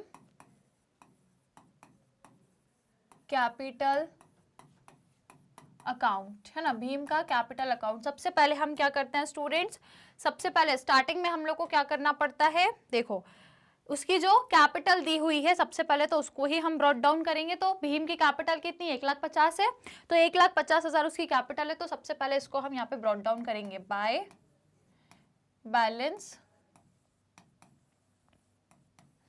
brought down. How much, 1,50,000, 1,50,000 उसकी कैपिटल है जिसको हमें ब्रॉट डाउन करना है, हमने कर दिया, कैपिटल कर दिया। अब हमसे बोला इंटरेस्ट ऑन कैपिटल आपको देना है 10% आपसे बोला हुआ है ना। इंटरेस्ट ऑन कैपिटल आपको देना है स्टार्टिंग से लेके उस दिन तक का आपको देना है 10% देना है। तो भैया हमको पता है उसका जो इंटरेस्ट रहेगा 10% हमें उसको पे करना रहेगा, है ना। तो बताओ उसका कितना निकल के आएगा, भीम का कहाँ पे दिया, देखो क्वेश्चन में एक बार देखते हैं, Bhim closes its book from, ठीक है, इवेंट जो ये सारी चीज़ें हैं, राइट। और ऊपर दिया है अपने को partners in a firm sharing profit, their capital account छोड़ा बैलेंसेस, ठीक है, Arun firm closes every book, ठीक है, भीम डाइट ऑन 31 मार्च। अच्छा, मैं वही देख रही थी कि इंटरेस्ट जो हमें देना है वो उस ड्यूरेशन के लिए देना है, और ये क्वेश्चन कह रहा है कि भीम की जो डेथ हुई है वो 31 मार्च को ही हुई है, मतलब at the end of the year पे एग्जैक्ट उसी दिन उसकी डेथ हुई है। बहुत कम भाई, मतलब बहुत कम ऐसी पॉसिबिलिटी होती है, बट अब क्वेश्चन है ये तो कुछ भी बना दिया, कुछ भी फ्रेम कर दिया, कोई दिक्कत नहीं, पर हमें तो क्वेश्चन के अकॉर्डिंग ही चलना है। अच्छा, ये हमारी कैलकुलेशन कम हो गया है कि नहीं। तो बेसिकली जो भीम है उसकी डेथ हो गई है 31 मार्च को, एंड ऑफ द ईयर में ही हुई है। तो बस अब क्या करेंगे हम, अब क्या करेंगे, उसको जो हम इंटरेस्ट देंगे वो पूरे साल पे ही देंगे भैया, अप्रैल से पूरा 31 मार्च तक ही देना पड़ेगा, पूरे साल का ही देना पड़ेगा। नहीं तो अगर जैसे पहले हो जाता तो सिर्फ उतने मंथ्स के लिए इंटरेस्ट देते, पर फिलहाल तो वो at the end of the year में ही हो रहा है, 31 मार्च को ही हो रहा है, तो फिर अप्रैल से मार्च पूरे 12 महीने का इंटरेस्ट देंगे हम, है ना। तो इंटरेस्ट 10% देना है, तो कैपिटल है कितनी, 1,50,000 का 10% मतलब 15,000, ठीक है। तो 15,000 हम देंगे, यहाँ पे क्या लिख देंगे, bye interest on capital account,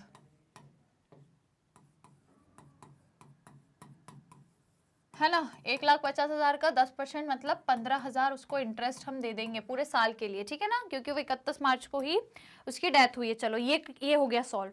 अब स्टूडेंट्स हमें गुडविल का कैलकुलेशन करना पड़ेगा, उसके बाद ही हम गुडविल डिस्ट्रीब्यूट कर पाएंगे। तो गुडविल अपन से क्या बोली है, 3 इयर्स जो है पिछले साल के 3 इयर्स के प्रॉफिट का अपन को एवरेज प्रॉफिट निकालना है। तो भैया वर्किंग नोट में आना पड़ेगा आप लोगों को, यहाँ आना पड़ेगा। यहाँ पे हम सॉल्व करेंगे सबसे पहले क्या, एवरेज प्रॉफिट। एवरेज प्रॉफिट निकालो, तो एवरेज प्रॉफिट पिछले 3 सालों का देखो 90, 2 लाख और 1,60,000, ठीक है। कितना दिया है, 90,000।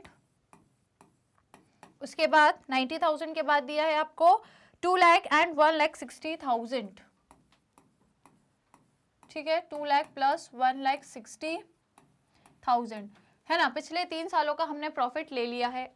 अब डिवाइड बाय कैसे कर देंगे, डिवाइड बाय 3 करेंगे। चलो प्लस करो जरा तीनों डिजिट्स को, तीनों जो 3 इयर्स के जो प्रॉफिट है इसको आपको क्या करना है, प्लस करना है। तो जरा बताओ कितना आएगा प्लस करके, कितना आएगा भैया जरा बताना।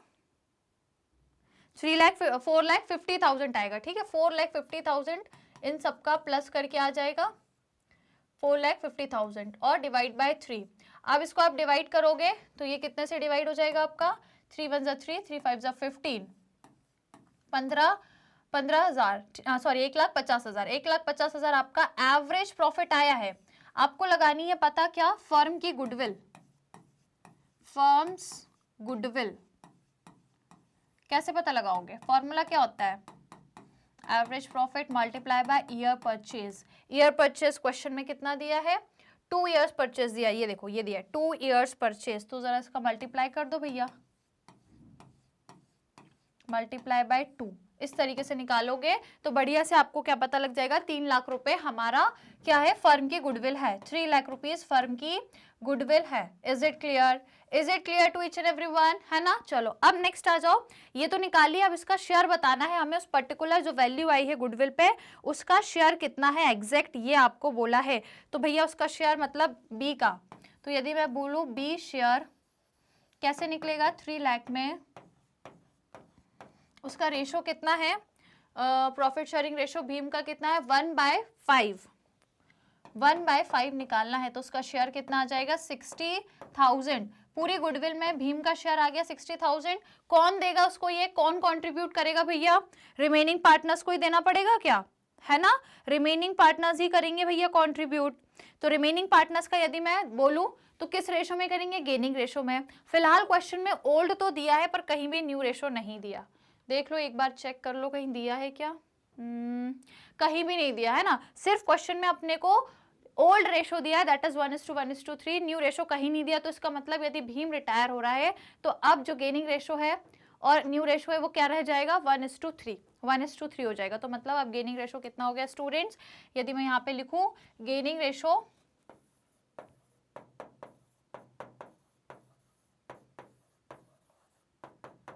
कितना हो गया, 1:3। सही लिखा है ना मैंने, 1:3, बिल्कुल सही, ठीक है।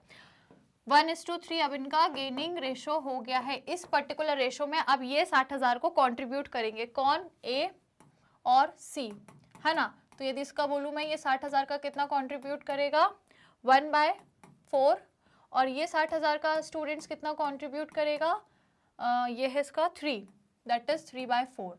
समझ गए। जल्दी से सॉल्व करके बताना जरा, ए और सी का कितना कितना कंट्रीब्यूशन आएगा 60,000 में। कौन कितना दे रहा है जल्दी बताओ। पहला वाला कितना देगा, 15,000, है ना। ये देगा भैया 15,000 और इसका भी हम सेम यदि निकालेंगे तो मल्टीप्लाई बाय 3 करना रहेगा, ठीक है। तो इसका यदि हम निकालेंगे तो 45,000 आ जाएगा, ठीक है।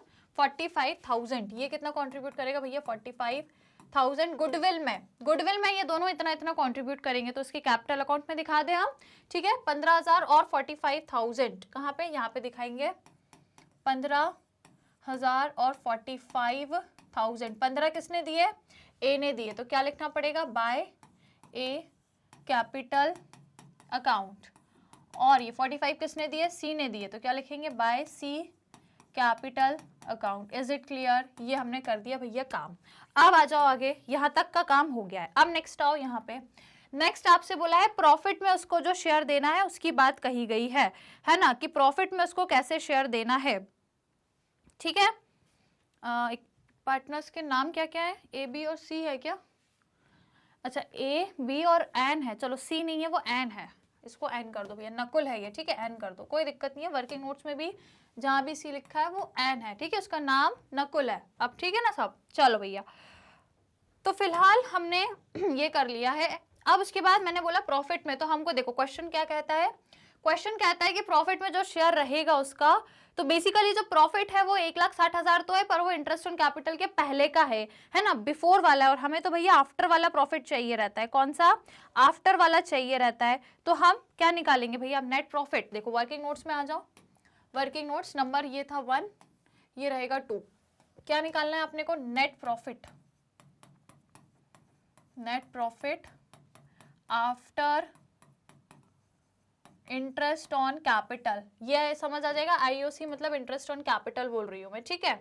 तो बेसिकली अभी क्वेश्चन में कितना दिया है, इंटरेस्ट सॉरी प्रॉफिट कितना, 1,60,000। 1,60,000 में अब आपको क्या करना पड़ेगा, माइनस करना पड़ेगा इंटरेस्ट, जो हमने कितना दिया इंटरेस्ट, 50,000 दिया है, इंटरेस्ट ऑन कैपिटल 50,000, सॉरी 50 नहीं यार, 15,000 है, 15,000, ठीक है। तो माइनस आपको 15,000 करने पड़ेंगे, तब आपको पता लगेगा, क्योंकि ये जो प्रॉफिट है ये बिफोर इंटरेस्ट ऑन कैपिटल है, पर अपन को प्रॉफिट कौन सा चाहिए, आफ्टर इंटरेस्ट ऑन कैपिटल, जो आप माइनस करोगे तो आपको पता लगेगी।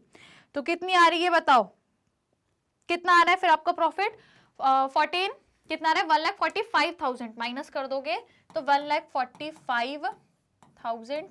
अब इसका क्या आ गया, प्रॉफिट आ गया फर्म का। किसका प्रॉफिट है, फर्म का। देखो ये आफ्टर लिखा है, ठीक है, फर्म का प्रॉफिट आ गया। अब इसमें यदि मैं बोलूं बी का शेयर, बी का शेयर यदि मैं बोलती हूँ तो 1,45,000 में उसका शेयर कितना है, 1/5 है ना शायद उसका शेयर, हाँ 1/5 है, तो इसका 1/5 आप निकाल लोगे बढ़िया तरीके से। तो बताओ भैया 5 से डिवाइड करेंगे तो देखो 5 2 10 हो जाएगा, और 45 मतलब 5 2 29 है ना, 29,000 आ जाएगा, ठीक है। तो 29,000 इसका शेयर बन के आ रहा है प्रॉफिट में। कितना आ रहा है भाइयों बहनों, कितना आ रहा है, 29,000 निकल के आ रहा है। अब ये 29,000 उसको मिलेगा, बिल्कुल किस नाम से मिलता है, प्रॉफिट एंड लॉस, किस नाम से मिलेगा, ये आपका जो प्रॉफिट है ये कौन सा दिया है इन्होंने, profit of the firm ended 31st March was providing interest on capital, ये इन्होंने कैलकुलेट करके बताया। तो ये अपना प्रॉफिट एंड लॉस एप्रोप्रिएशन वाला रहेगा, ठीक है, ये सस्पेंस वाला नहीं है, ये एप्रोप्रिएशन वाला है, क्योंकि इन्होंने अपने को कैलकुलेट करके बताया है। तो ये क्या लिखेंगे, by profit and loss appropriation account, कितना 29,000, right, yes 29,000। Is it clear, ये हो गई प्रॉफिट की कहानी, यहाँ तक कंप्लीट है ना। अब क्या एग्जीक्यूटर वाला है, तो एग्जीक्यूटर को हम 2 एनुअल इंस्टॉलमेंट में दे देंगे और इंटरेस्ट भी देंगे, ठीक है। तो पहले तो यही बताओ मुझे कि इसको देना कितना है, टोटल कर लो वहां का, यहाँ पे आपको पता लग जाएगा बैलेंस कि उसको कितना हमें प्रोवाइड करना है। चलिए जल्दी से टोटल करके बताइए, उस साइड पे कितना आ रहा है, क्रेडिट साइड पे 2,41,000, राइट, कितना आएगा 2,41,000। और आपको पता है यदि यहाँ पे है तो यहाँ पे भी 2,41,000 होना चाहिए। इसका मतलब कि उसके एग्जीक्यूटर को हम कितना दे रहे हैं, 2 भीम, ठीक है, भीम एग्जीक्यूटर्स अकाउंट कितना देंगे, यही same, that is 2,41,000।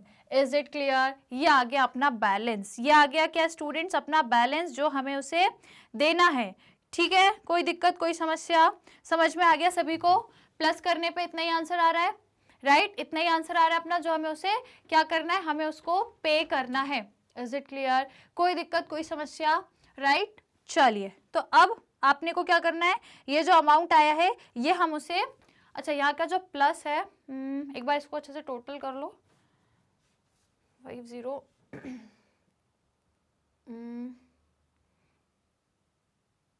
I think इसका टोटल ये नहीं आएगा, इसका हम यदि क्रेडिट साइड पे टोटल करेंगे तो ये आपका आएगा 2,54,000 आएगा, 2,54,000, रुक जाओ, 2,54,000 आएगा, ठीक है, 2,54,000 है ना। इन सब साइड का टोटल करोगे तो 2,54,000 आ जाएगा। इसका मतलब उसको हमें कितने पे करना है, 2,54,000, जिसको हम एग्जीक्यूटर में ट्रांसफर कर देंगे, ठीक है। उस साइड का यदि आप टोटल करोगे तो 2,54,000 आपका बन के आ जाएगा। ठीक है भैया, समझ आ गया सबको, राइट? कोई दिक्कत, कोई समस्या?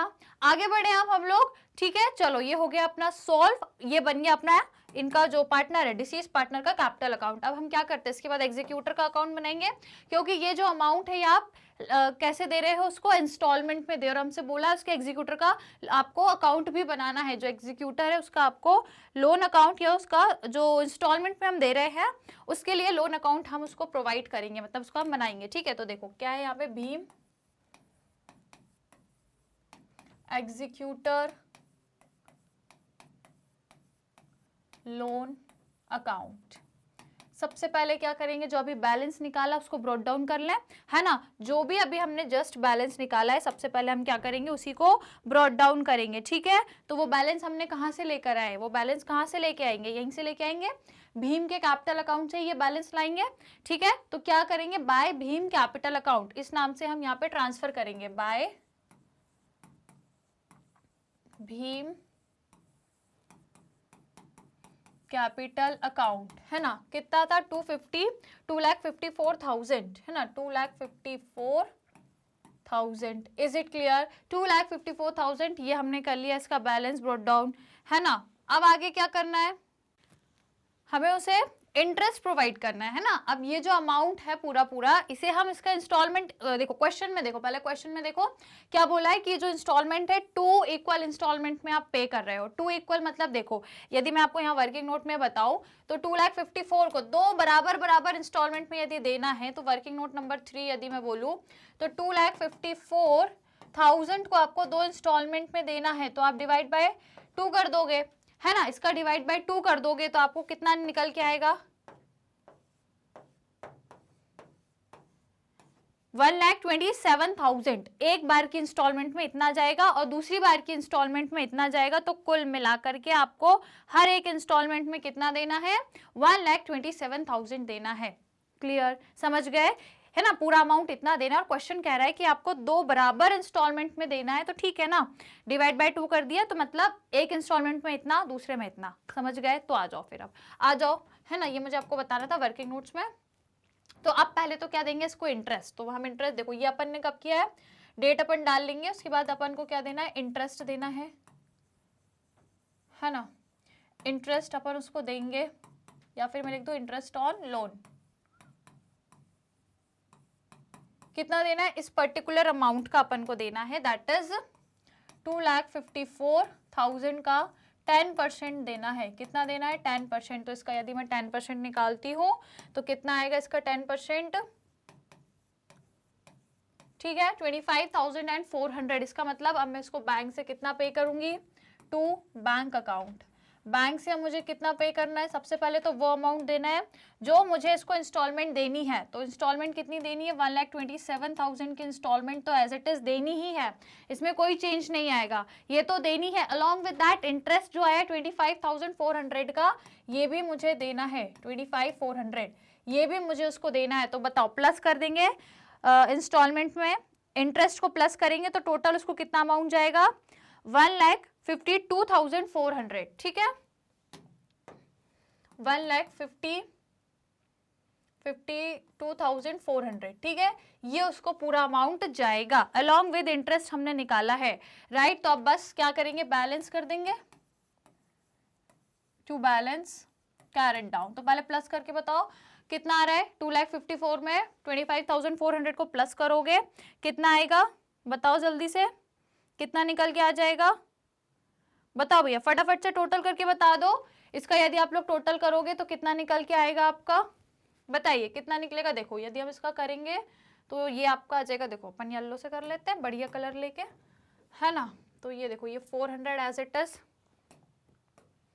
ठीक है। रुको भाई, इसको बढ़िया पहले जमा के लिख ले। देखो इंटरेस्ट था 2,54,000, है ना। तो टोटल यदि हम लोग निकाल रहे हैं तो कितना निकल रहा है, देखो 400, ये हो जाएगा 972, 2,79,400, है ना। तो यहाँ पे भी इतना ही होना चाहिए, दैट इज 2,79,400 400, यहाँ पे भी इतना ही होना चाहिए, राइट। देखो थोड़ा सा उसको अपन नीचे कर लेते हैं ताकि स्पेस मेंटेन हो जाए, ठीक है। 279,400 है ना, ये आ गया आपका टोटल। अब आपको बैलेंस करना है तो माइनस कर दो, इसमें से इसको माइनस कर दोगे तो आपको पता लग जाएगा कि बैलेंस कितना निकल के आया है। कितना आया जल्दी से माइनस करके बताओ, कितना निकलेगा, माइनस करके बता दो। 1,27,000 बचेगा, ठीक है। कितना बचेगा, 1,27,000 आपका रिमेनिंग रह जाएगा, राइट। तो आप इस रिमेनिंग को हम क्या करेंगे नेक्स्ट ईयर पे, that is by balance brought down कर लेंगे। बाय बैलेंस ब्रॉट डाउन कितना करेंगे, यही 1,27,000 को ब्रॉट डाउन कर लेंगे, राइट। चलो तो अब नेक्स्ट ईयर पे हम इस पर्टिकुलर अमाउंट पे क्या देंगे, इंटरेस्ट देंगे, बिल्कुल। तो इसका इंटरेस्ट यदि हम निकालते हैं बाय इंटरेस्ट ऑन लोन,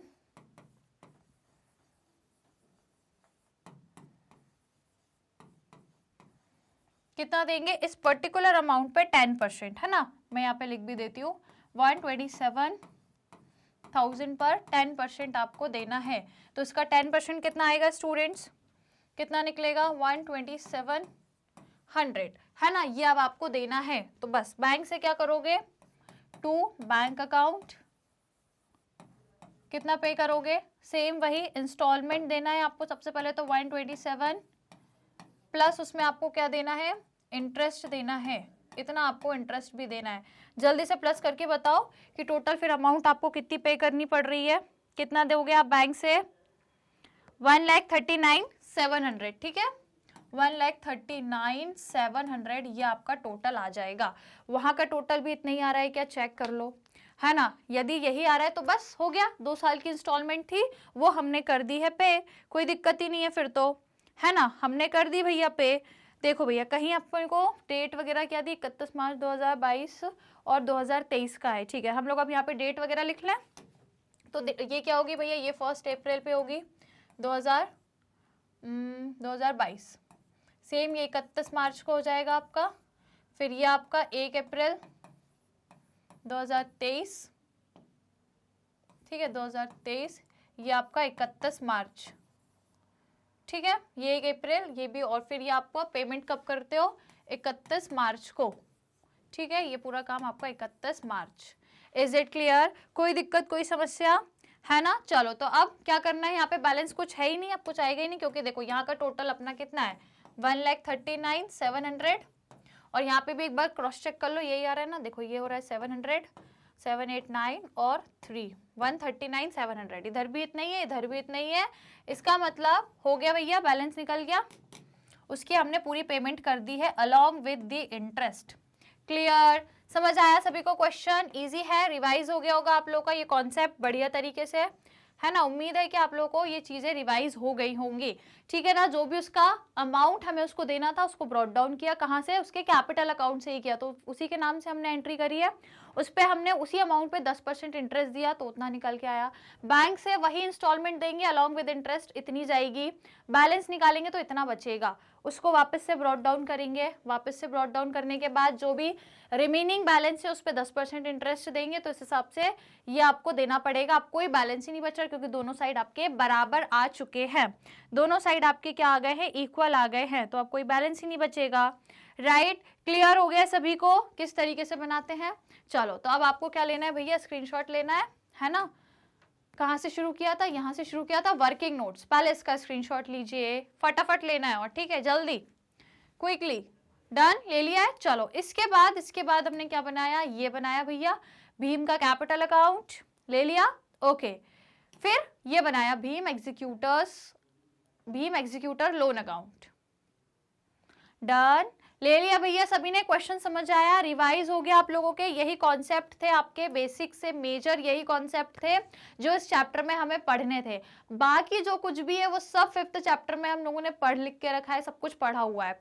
जो नई चीज़ें थी उस चैप्टर में वो यही थी। तो मैंने आज आपको रिवीजन करा दिया है, कॉन्सेप्ट तो पूरे बताए हैं और जो इंपॉर्टेंट चीज़ें थी इस चैप्टर में क्वेश्चन से रिलेटेड वो मैंने आपको क्वेश्चंस भी इंपॉर्टेंट वाले करा दिए हैं, जिनसे आपको सब कुछ रिवाइज हो गया होगा। आई होप सेशन पसंद आया होगा, तो लाइक शेयर ज़रूर करिएगा, चैनल को भी सब्सक्राइब कर दीजिएगा।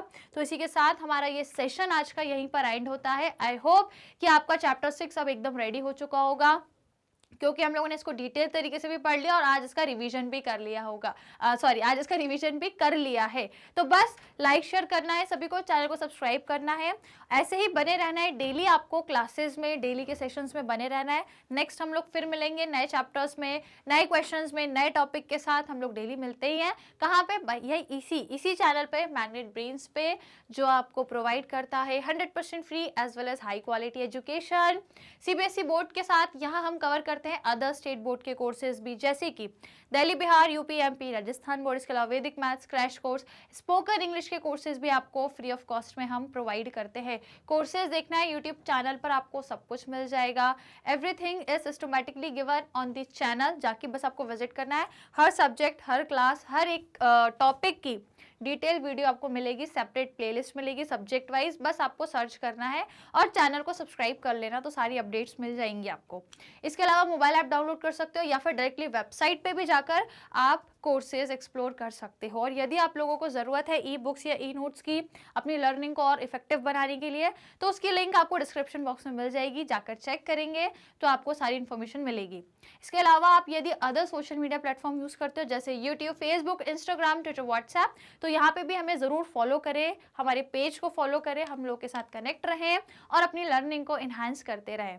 राइट? क्या करना है? आज के सेशन को ज़्यादा से ज़्यादा शेयर करना है दोस्तों में और सभी को लाइक करना है और चैनल को सब्सक्राइब भी करना है। राइट? तो चलिए, आज के सेशन में इतना ही था। पूरा चैप्टर अपन ने रिवाइज कर लिया है।